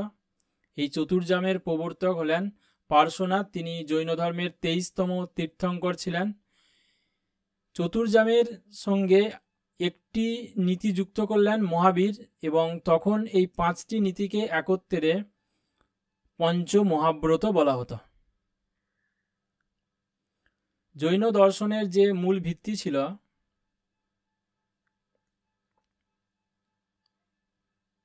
সর্বপ্রাণবাদ।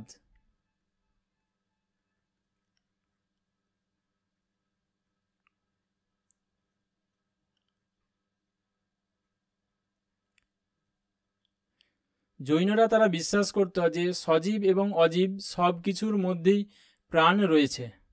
তাই জৈনরা ক্ষুদ্রতম কীটপতঙ্গকেও হত্যা করা মহাপাপ বলে মনে করত।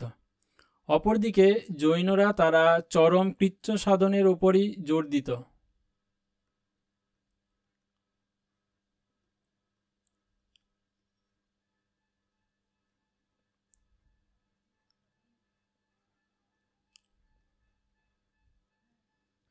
মহাবীর তিনি মনে করতেন যে আত্মার মুক্তির জন্য কৃচ্ছ সাধন করা দরকার, কারণ কৃচ্ছ সাধন দ্বারাই পার্থিব সমস্ত বস্তুর প্রতি আসক্তি দূর করা সম্ভব হয়, এবং এর জন্য প্রয়োজন শারীরিক ক্লেশ এবং অনশন।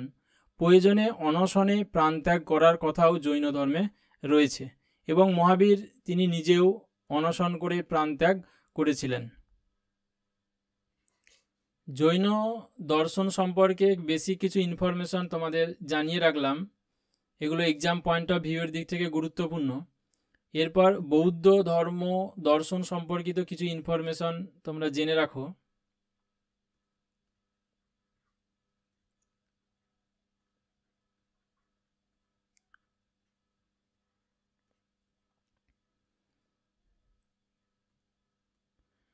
বৌদ্ধ ধর্মের মূল উদ্দেশ্যই হল নির্বাণ লাভ করা।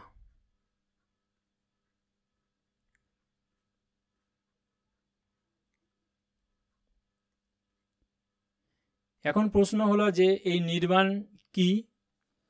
নির্বাণ হলো কামনা বাসনা বা সুখ দুঃখের ঊর্ধ্বে এমন এক অবস্থা যেখানে শুধুমাত্র শান্তি এবং সুখ, এবং যেখানে পৌঁছালে মানুষের আর কোনো পুনর্জন্ম হবে না। এই নির্বাণ লাভ করার জন্য বৌদ্ধ ধর্মে বিভিন্ন পথের কথা উল্লেখ রয়েছে। এক্ষেত্রে গৌতম বুদ্ধ তিনি 8টি পথ বা মার্গের কথা উল্লেখ করেছেন। এই 8টি পথ বা মার্গ হল একত্রে যেটি অষ্টাঙ্গিক মার্গ নামেও পরিচিত।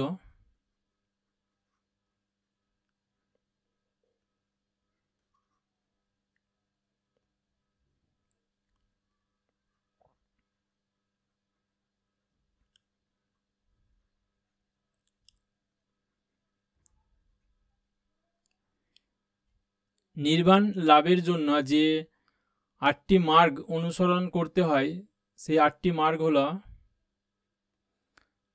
সদ্বাক্য,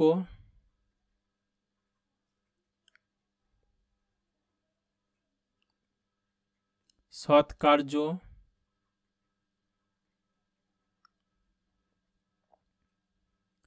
সৎ জীবন,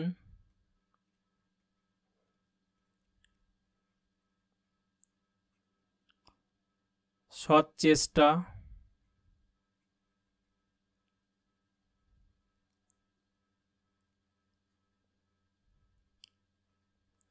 সৎ চিন্তা,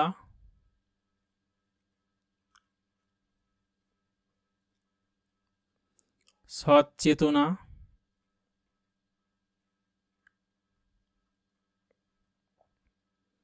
সৎ সংকল্প,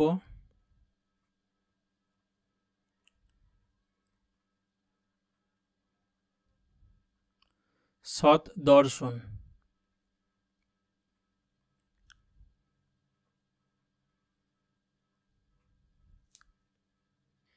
এই অষ্টাঙ্গিক মার্গের প্রথম 3টি মার্গ অনুসরণ করলে শুদ্ধশীল হওয়া যাবে,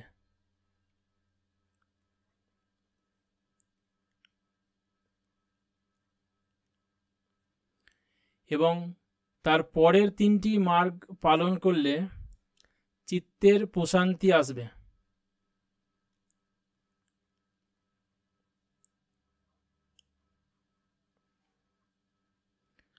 অপরদিকে শেষ 2টি মার্গ পালন করলে সেখানে পরম জ্ঞান লাভ করা সম্ভব হবে।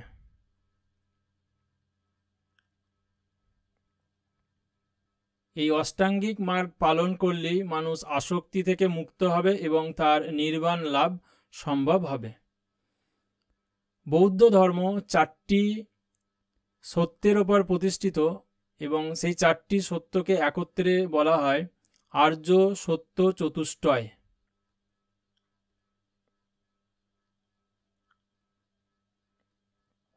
আর্য সত্য চতুষ্টয়।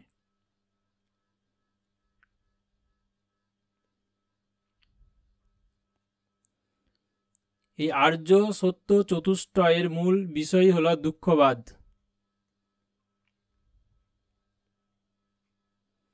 যে 4টি আর্য সত্যের কথা গৌতম বুদ্ধ তিনি বলেছেন, সেই 4টি আর্য সত্য হল জগৎ দুঃখময়,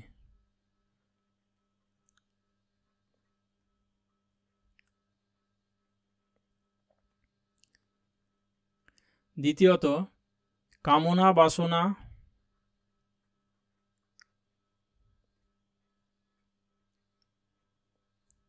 ও আসক্তি হল দুঃখের কারণ।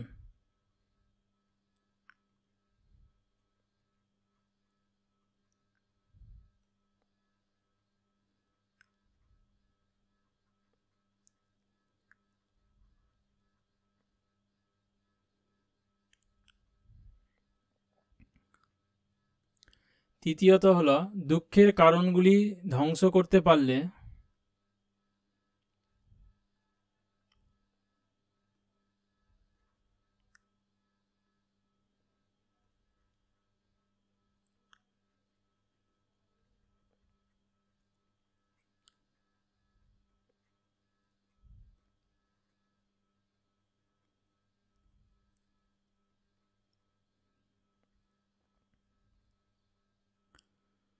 দুঃখের হাত থেকে মুক্তিলাভ সম্ভব।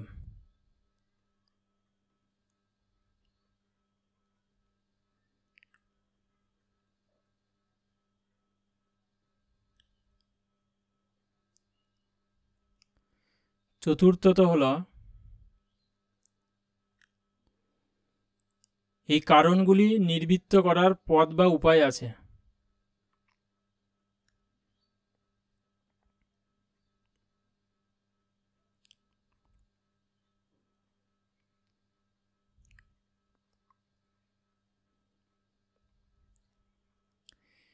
অর্থাৎ দুঃখের কারণ হিসাবে যে কামনা এবং আসক্তি, সেই আসক্তিগুলোকে নির্বৃত্ত করার পথ রয়েছে।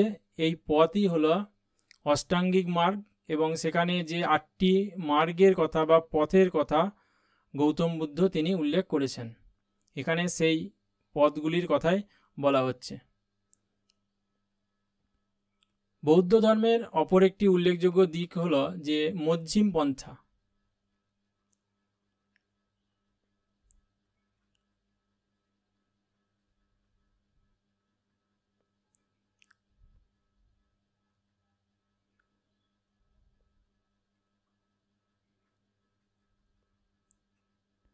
মধ্যম পন্থা কি না, গৌতম বুদ্ধ তিনি মনে করতেন যে চরম ভোগবিলাস এবং বিষয় আশয়ের প্রতি আসক্তি এবং চরম কৃচ্ছ সাধন ও তপশ্চর্যা, এই দুইয়ের মাধ্যমেই উন্নতির সেটা বিঘ্নস্বরূপ। তাই তিনি এই 2টি পথ ত্যাগ করার কথা বলেছেন এবং চরম ভোগবিলাস এবং চরম কৃচ্ছ সাধন, এই দুইয়ের মাঝামাঝি পথ অনুসরণ করার কথাই তিনি বলেছেন, যা মধ্যম পন্থা নামে পরিচিত।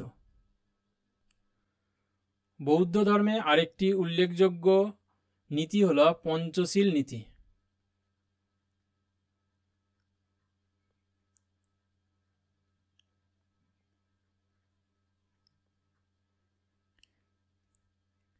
শীল শব্দের অর্থ হল নৈতিক শুদ্ধতা। গৌতম বুদ্ধ তিনি তার শিষ্যদের 5টি শীল পালনের কথা বলেছেন যে 5টি সিল একত্রে পঞ্চশীল নামে পরিচিত, এই 5টি সিল হল অহিংসা,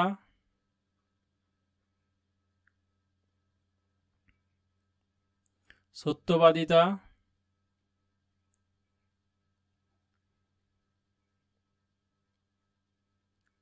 চুরি না করা,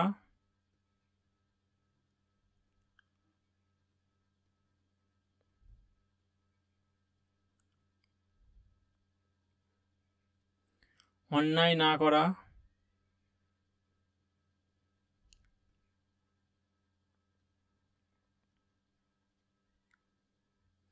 অসৎ আচরণ পরিহার করা।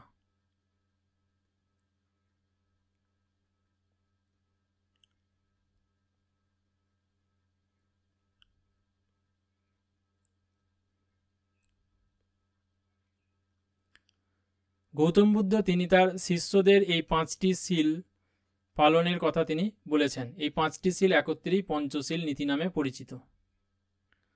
বৌদ্ধ ধর্মে আরেকটি উল্লেখযোগ্য নীতি ছিল ত্রিরত্ন।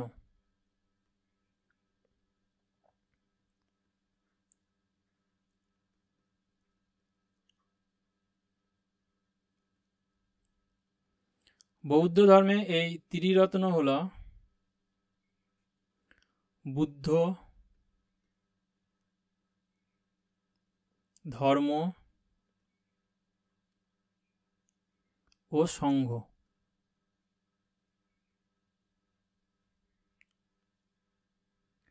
এই হলো বৌদ্ধ ধর্মের বিভিন্ন নীতিসমূহ, যেগুলো এক্সাম পয়েন্ট অফ ভিউয়ের দিক থেকে গুরুত্বপূর্ণ বলে তোমাদের জানিয়ে রাখলাম।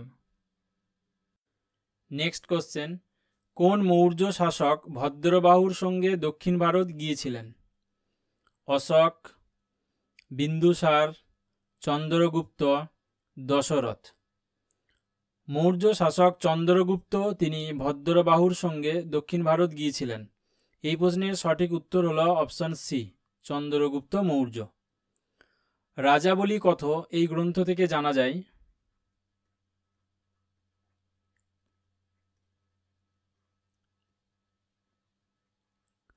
যে চন্দ্রগুপ্ত মৌর্য তিনি সিংহাসন ত্যাগ করেন এবং ভদ্রবাহুর সঙ্গে তিনি দক্ষিণ ভারত গিয়েছিলেন। দক্ষিণ ভারতে জৈনদের প্রধান কেন্দ্র ছিল শ্রবণ বেলাগোলা,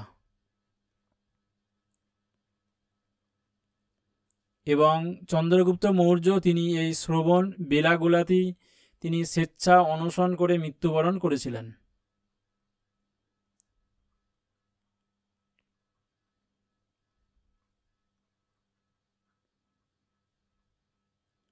এবং শ্রবণ বেলাগোলাতে তার স্মরণে একটি গুহা নির্মিত আছে, সেটি হলো চন্দ্রগিরি গুহা।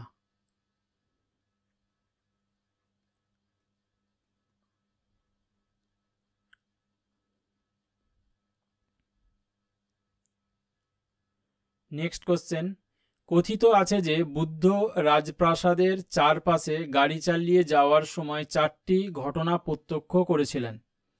সঠিক ক্রমটি কি? অর্থাৎ তিনি যখন রাজপ্রাসাদের চারপাশে ভ্রমণ করছিলেন সেই সময়ে তিনি 4জন ব্যক্তিকে 4 ভাবে দেখেছিলেন। সেখানে তিনি ক্রমিক যে ক্রমটিতে দেখেছিলেন সেটি এখানে নির্ণয় করতে বলা হয়েছে। 4টি অপশনে 4 ভাবে 4জন ব্যক্তিকে সাজানো রয়েছে। এ প্রসঙ্গে বলে রাখি যে এই ঘটনাটি জানা যায় ললিত বিস্তর থেকে।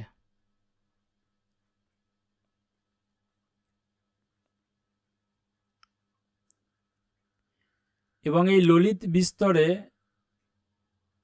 জানা যায় যে বুদ্ধ যখন রাজপ্রাসাদের চারপাশে গাড়ি চালিয়ে যাচ্ছিলেন তখন তিনি সর্বপ্রথম লক্ষ্য করেছিলেন একজন বৃদ্ধ মানুষকে।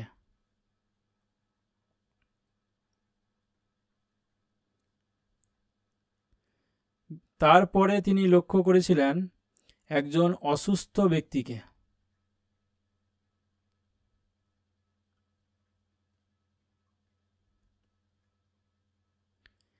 তারপর তিনি লক্ষ্য করেছিলেন একটি মৃতদেহ,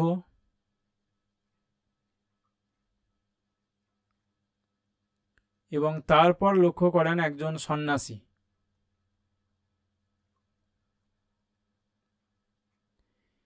এবং এই ঘটনা বুদ্ধকে ব্যাপকভাবে অনুপ্রাণিত করেছিল, তাকে ভাবিয়েছিল এবং এই সমস্ত কিছুর কারণ অনুসন্ধান করার জন্যই তিনি গৃহত্যাগ করার সিদ্ধান্ত নিয়েছিলেন এবং তিনি গৃহত্যাগ করেছিলেন। পরে দীর্ঘ সাধনার পর তিনি বোধগয়াতে বোধি বা দিব্যজ্ঞান লাভ করেছিলেন এবং তিনি গৌতম বুদ্ধ নামে পরিচিত হন। নেক্সট কোশ্চেন, গৌতম বুদ্ধের কোন স্মৃতির স্মরণে স্তূপ পূজা হয়? মহাপরিনির্বাণ, নির্বাণ, মহাভিনিষ্ক্রম, উপরের সবকটি। গৌতম বুদ্ধের কোন স্মৃতির স্মরণে স্তূপ পূজা হয়? আগেই এই বিষয়টি নিয়ে আলোচনা করেছি যে স্তূপ পূজা হয় গৌতম বুদ্ধের মৃত্যুর স্মরণে এবং গৌতম বুদ্ধের মৃত্যু সেটি মহাপরিনির্বাণ নামে পরিচিত। এই প্রশ্নের সঠিক উত্তর হলো অপশন এ। অপরদিকে নির্বাণ, যেটি বোধিবৃক্ষ নামে বা বোধিবৃক্ষ এই চিহ্নে প্রকাশ করা হয়, আর মহাবিনিষ্ক্রম হলো ঘোড়া এই প্রতীক চিহ্ন।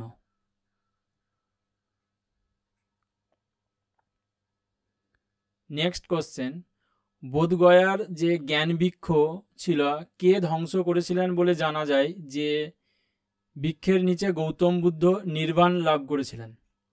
অর্থাৎ বোধগয়াতে যে বৃক্ষটি ছিল সেই বৃক্ষের নিচে গৌতম বুদ্ধ বোধি বা দিব্যজ্ঞান লাভ করেছিলেন, সেটি একটি বট বা অশ্বত্থ। সেটি ধ্বংস করেছিলেন option A Shashanka, option B Toramana, option C Bakhtiyar Khalji, option D Mihirakula. এই প্রশ্নের সঠিক উত্তর হলো শশাঙ্ক। তিনি গৌড়ের শাসক ছিলেন এবং তিনি এই বোধগয়ার যে জ্ঞান বৃক্ষ সেটি ধ্বংস করেছিলেন বলে কথিত রয়েছে। নেক্সট কোশ্চেন, সিদ্ধশিলা কি? অপশন এ পুনর্জন্ম চক্র থেকে মুক্তি, অপশন বি স্বজ্ঞাত জ্ঞান, অপশন সি ত্রিরত্ন অনুশীলনের পদ্ধতি, অপশন ডি তপস্বী হওয়া। সিদ্ধশিলা এই বিষয়টি আগেও ডিসকাস করেছি যে সিদ্ধশিলা এই বিষয়টি জৈন ধর্মের সঙ্গে যুক্ত এবং জৈন ধর্মে সিদ্ধশিলা হলো যে জন্মচক্র বা কর্মফলের থেকে চিরতরে মুক্তি। এই প্রশ্নের সঠিক উত্তর হলো অপশন এ পুনর্জন্ম চক্র থেকে মুক্তি। এই সিদ্ধশিলা জন্য জৈন ধর্মে ত্রিরত্ন পালন করতে হতো। নেক্সট কোশ্চেন, মহাবীরের মৃত্যুর পর জৈন ধর্মের প্রধান কে হয়েছিলেন? গজবাহু, সুধর্মন, কুণ্ডাকুলিয়া, ভদ্রবাহু। মহাবীরের মৃত্যুর পর জৈন ধর্মের প্রধান হয়েছিলেন সুধর্মন। এই প্রশ্নের সঠিক উত্তর হলো অপশন বি। নেক্সট কোশ্চেন, মহাবীর কিভাবে মারা গিয়েছিলেন? অপশন এ বৃদ্ধ বয়সে, অপশন বি অনশন করে, অপশন সি অসুস্থ হয়ে, অপশন ডি উপরের কোনোটিই নয়। মহাবীর তিনি অনশন করে মৃত্যুবরণ করেছিলেন। এই প্রশ্নের সঠিক উত্তর হলো অপশন বি। মহাবীর তিনি 72 বছর বয়সে মারা যান।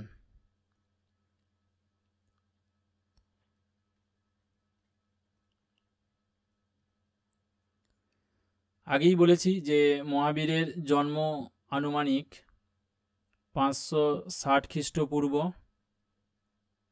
এবং তার মৃত্যু 468 খ্রিস্টপূর্ব।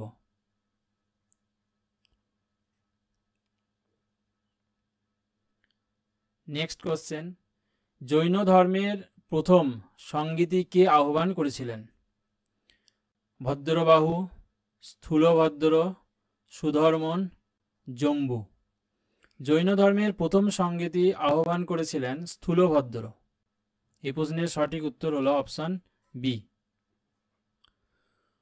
প্রথম জৈন সম্মেলন আহ্বান হয়েছিল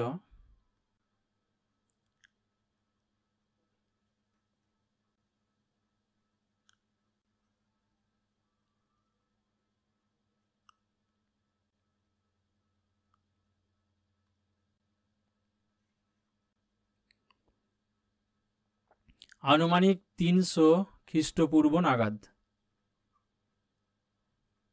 এই জৈন সম্মেলন আহ্বান হয় পাটলিপুত্রে।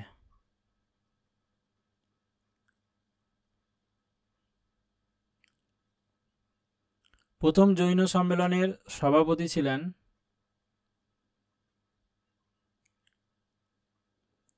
স্থূলভদ্র। এই স্থূলভদ্র তিনি শ্বেতাম্বর গোষ্ঠীর বা শ্বেতাম্বর জৈন ধর্মের প্রবর্তক ছিলেন।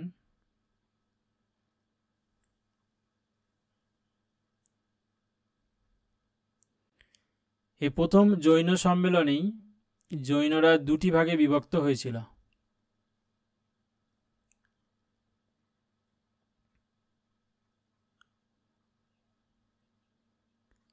একটি শ্বেতাম্বর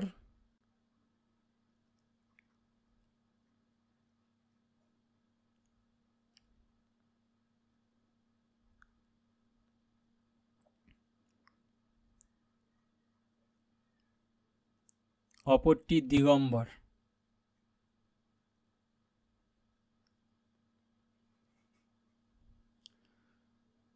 প্রথম জৈন সম্মেলনে 12 অঙ্গ রচিত হয়েছিল।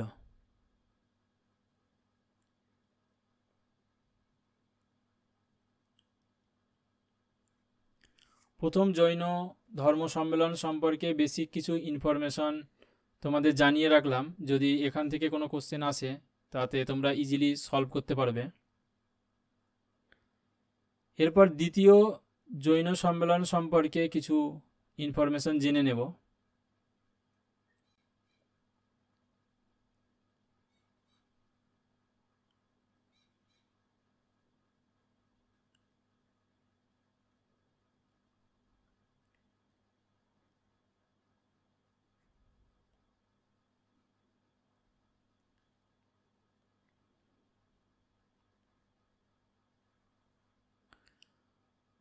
প্রথমত দেখব যে দ্বিতীয় জৈন সম্মেলন অনুষ্ঠিত হয়েছিল খ্রিস্টীয় 5ম শতাব্দী।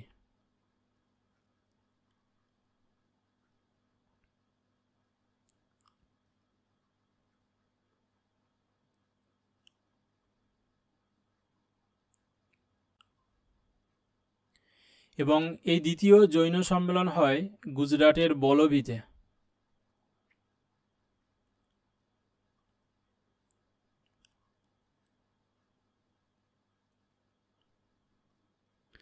দ্বিতীয় জৈন সম্মেলনে যিনি সভাপতি হয়েছিলেন তিনি হলেন দেবর্দি ক্ষমাশ্রমণ।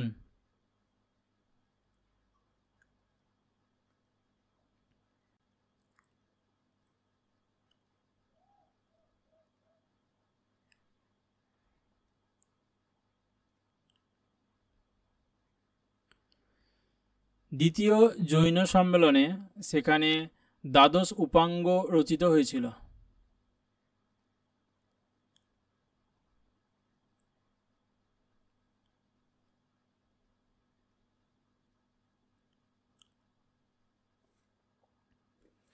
দুটি জৈন সম্মেলন সম্পর্কেই তোমাদের ইনফরমেশন দিয়ে রাখলাম যাতে তোমাদের সুবিধা হয়।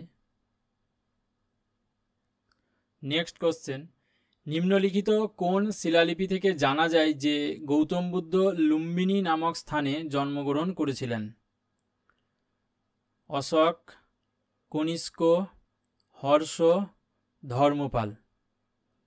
এই প্রশ্নের সঠিক উত্তর হলো option A, Ashok.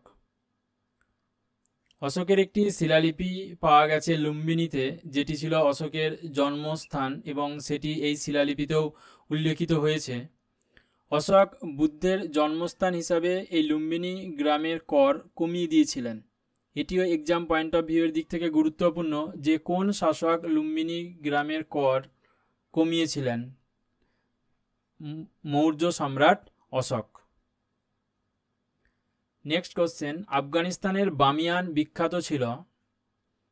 Option A Hindu মন্দির, অপশন বি হাতির দাঁতের কাজ, অপশন সি সোনার মুদ্রার মজুদ, অপশন ডি বুদ্ধ মূর্তি। এই প্রশ্নের সঠিক উত্তর হলো অপশন ডি বুদ্ধ মূর্তি। আফগানিস্তানের বামিয়ানি বিশ্বের বিখ্যাত বৌদ্ধ মূর্তিটি নির্মিত, সেটি এক শিলার দ্বারা এই বৌদ্ধ মূর্তিটি নির্মিত হয়েছিল। গান্ধার শিল্পকলাতেই এই মূর্তিটির নির্মাণ হয়েছিল। নেক্সট কোশ্চেন, মহাভিনিষ্ক্রম সম্পর্কে নিম্নের কোন বিবৃতিটি সঠিক? অপশান এ, মহাবীর কর্তৃক পার্থিব জীবনের ত্যাগ। অপশান বি, বেদের কর্তৃত্ব প্রত্যাখ্যান।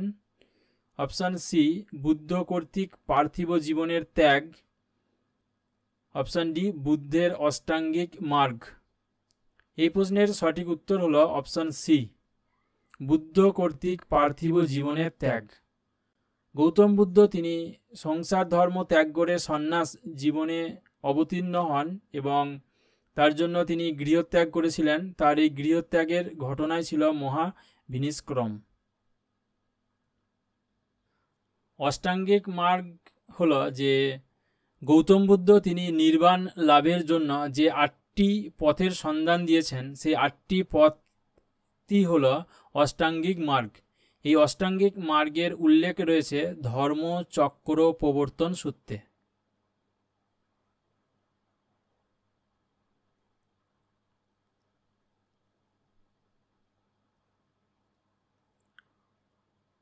ধর্মচক্র প্রবর্তন সূত্র।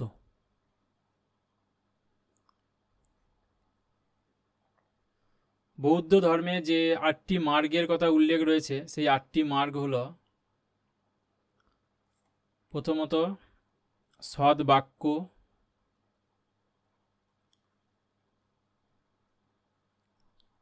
দ্বিতীয়ত সৎ কার্য,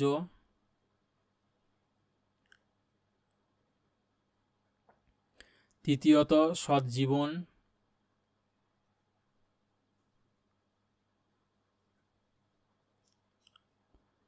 চতুর্থত সৎ চেষ্টা,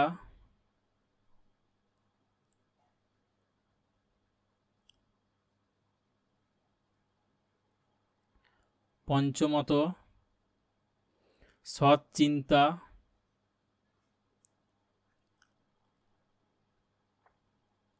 ষষ্ঠত সৎ চেতনা,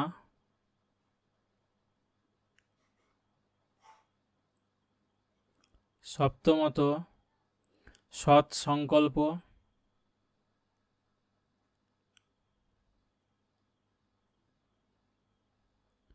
অষ্টমত সৎ দর্শন।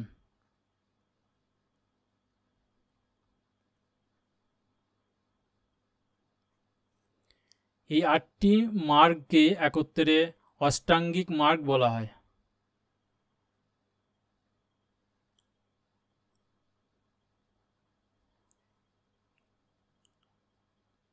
এই 8টি মার্গ অনুসরণ করলে নির্বাণ লাভ করা যায়।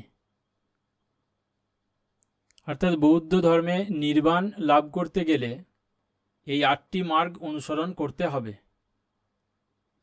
এখন প্রশ্ন হলো যে বৌদ্ধ ধর্মে নির্বাণ কি? বৌদ্ধ ধর্মে নির্বাণ হলো যে কামনা বাসনা শোক দুঃখের ঊর্ধ্বে এমন এক অবস্থা যেখানে শুধু শান্তি বা অনন্ত সুখ, যেখানে পৌঁছালে আর কোনো পুনর্জন্ম হবে না, সেটিই হলো নির্বাণ। নেক্সট কোশ্চেন দেখব, বোধগয়ার মহাবোধি মন্দির যেখানে নির্মিত হয়েছিল। অপশান এ, গৌতম বুদ্ধের জন্ম হয়েছিল যেখানে। অপশান বি, গৌতম বুদ্ধ পরম জ্ঞান অর্জন করেছিলেন যেখানে। অপশান সি, গৌতম বুদ্ধ তার প্রথম ধর্ম উপদেশ দিয়েছিলেন যেখানে। অপশান ডি, গৌতম বুদ্ধ মৃত্যুবরণ করেছিলেন সেখানে। বোধগয়ার মহাবোধি মন্দির সেটি নির্মিত হয়েছিল গৌতম বুদ্ধ পরম জ্ঞান অর্জন করেছিলেন যেখানে। এই প্রশ্নের সঠিক উত্তর হলো অপশান বি। বোধগয়ার এই মহাবোধি মন্দিরটি নির্মাণ করেছিলেন মৌর্য সম্রাট অশোক।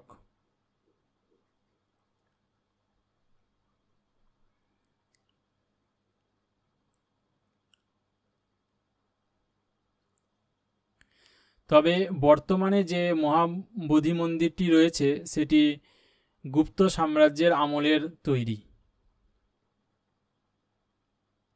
নেক্সট কোশ্চেন, বুদ্ধের জীবনের কোন ঘটনার সাথে সম্পর্কিত নয় এমন স্তূপ স্থান হল সারনাথ, সাঁচি, বোধগয়া, কুশীনগর? এই প্রশ্নের সঠিক উত্তর হল অপশন বি, সাঁচি। সাঁচি এটি বুদ্ধের জীবনের কোনো ঘটনার সাথেই সম্পর্কিত নয়। যেমন দেখো, সারনাথ যেখানে বুদ্ধ প্রথম ধর্ম প্রচার করেছিলেন।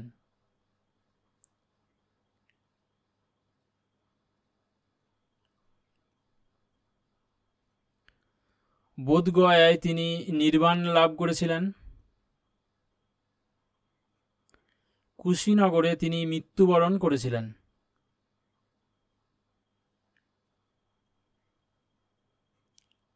কিন্তু সাঁচি বুদ্ধের কোনো জীবনের সঙ্গেই সম্পর্কিত নয় বা কোনো ঘটনার সঙ্গেই সম্পর্কিত নয়। নেক্সট কোশ্চেন, কোন রাজার রাজত্বকালে বুদ্ধ ঈশ্বরের মর্যাদা লাভ করেন?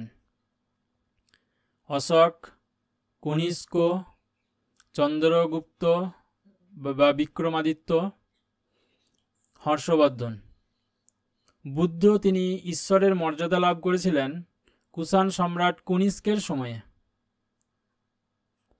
কনিষ্কের সময়ই যে মহাযান বৌদ্ধ ধর্মমতের উদ্ভব হয়েছিল, এই মহাযানীরা বুদ্ধকে ঈশ্বরের পর্যায়ে উন্নীত করেছিল এবং তারা বুদ্ধকে ঈশ্বররূপেই পুজো করতে শুরু করেছিল।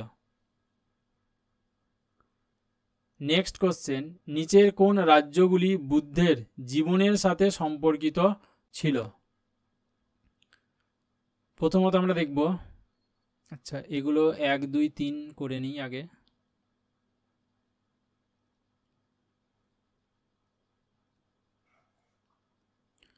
অবন্তী, দ্বিতীয়ত গান্ধার, তৃতীয়ত কোশল, চতুর্থত মগধ।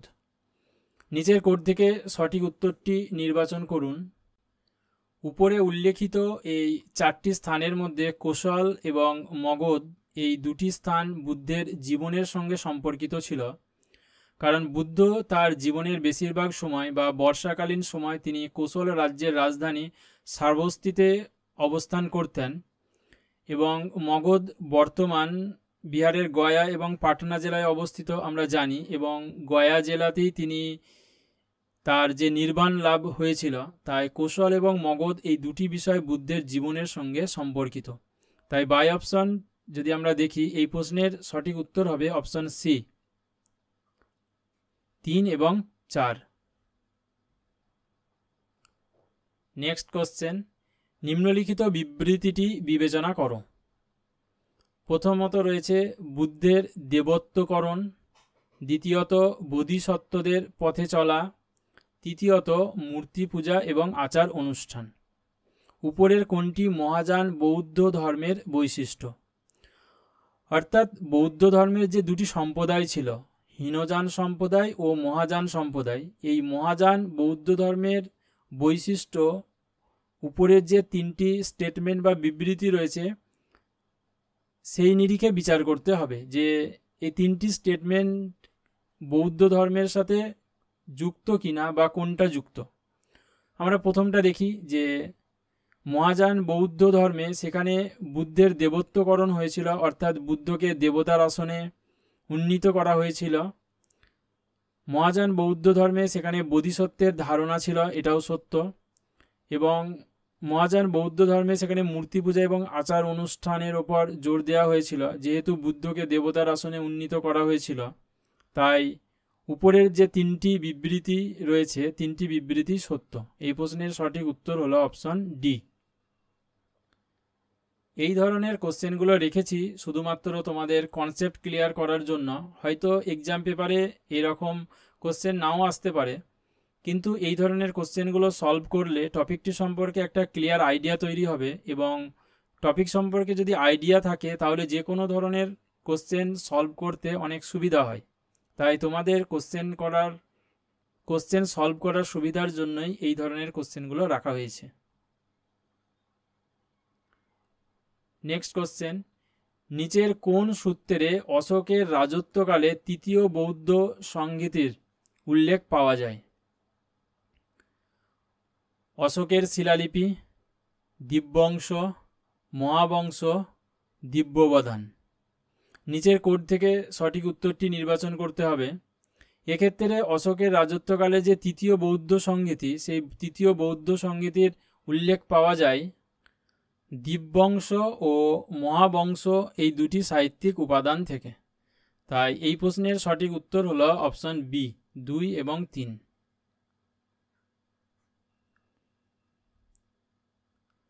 নেক্সট কোশ্চেন, বুদ্ধের ব্যক্তিগত চিকিৎসক কে ছিলেন? সুশ্রুত, চরক, জীবক, নাগার্জুন। বুদ্ধের ব্যক্তিগত চিকিৎসক ছিলেন জীবক। এই জীবক ছিলেন মগধের রাজা বিম্বিসারের চিকিৎসক।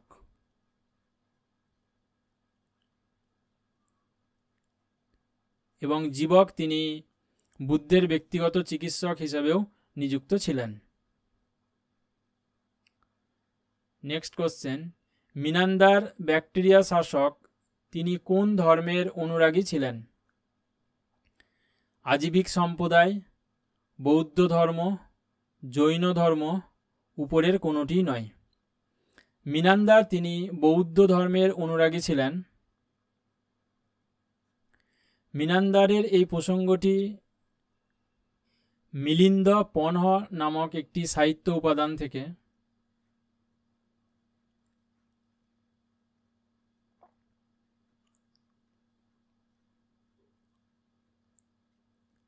এই মিলিন্দ পনহ এটি ব্যাকটেরিয়া শাসক মিনান্দার ও বৌদ্ধ পণ্ডিত নাগসেনের কথোপকথন।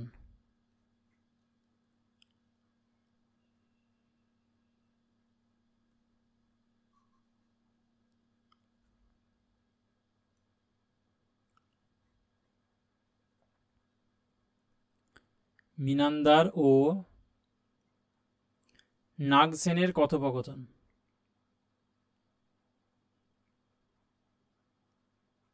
এই নাগসেন ছিলেন বৌদ্ধ পণ্ডিত।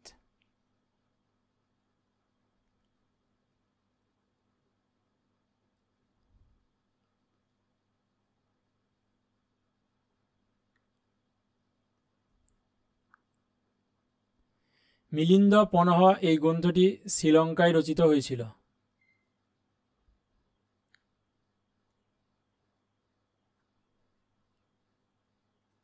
এই মিলিন্দ পনহ গ্রন্থটি পালি ভাষায় রচিত।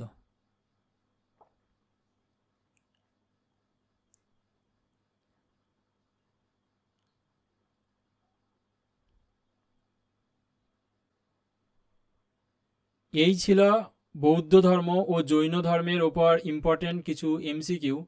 আশা করি এই এমসিকিউ এবং আলোচনা তোমাদের এক্সাম প্রস্তুতির জন্য খুবই হেল্পফুল হবে। যদি ভিডিওটি ভালো লেগে থাকে তাহলে লাইক শেয়ার করে দিও, চ্যানেলটি সাবস্ক্রাইব করে পাশে থাকা বেল আইকন প্রেস করে অল নোটিফিকেশন অন করে রেখো। চ্যানেলের আপডেট ক্লাসের নোটিফিকেশন খুব সহজেই পেয়ে যাবে।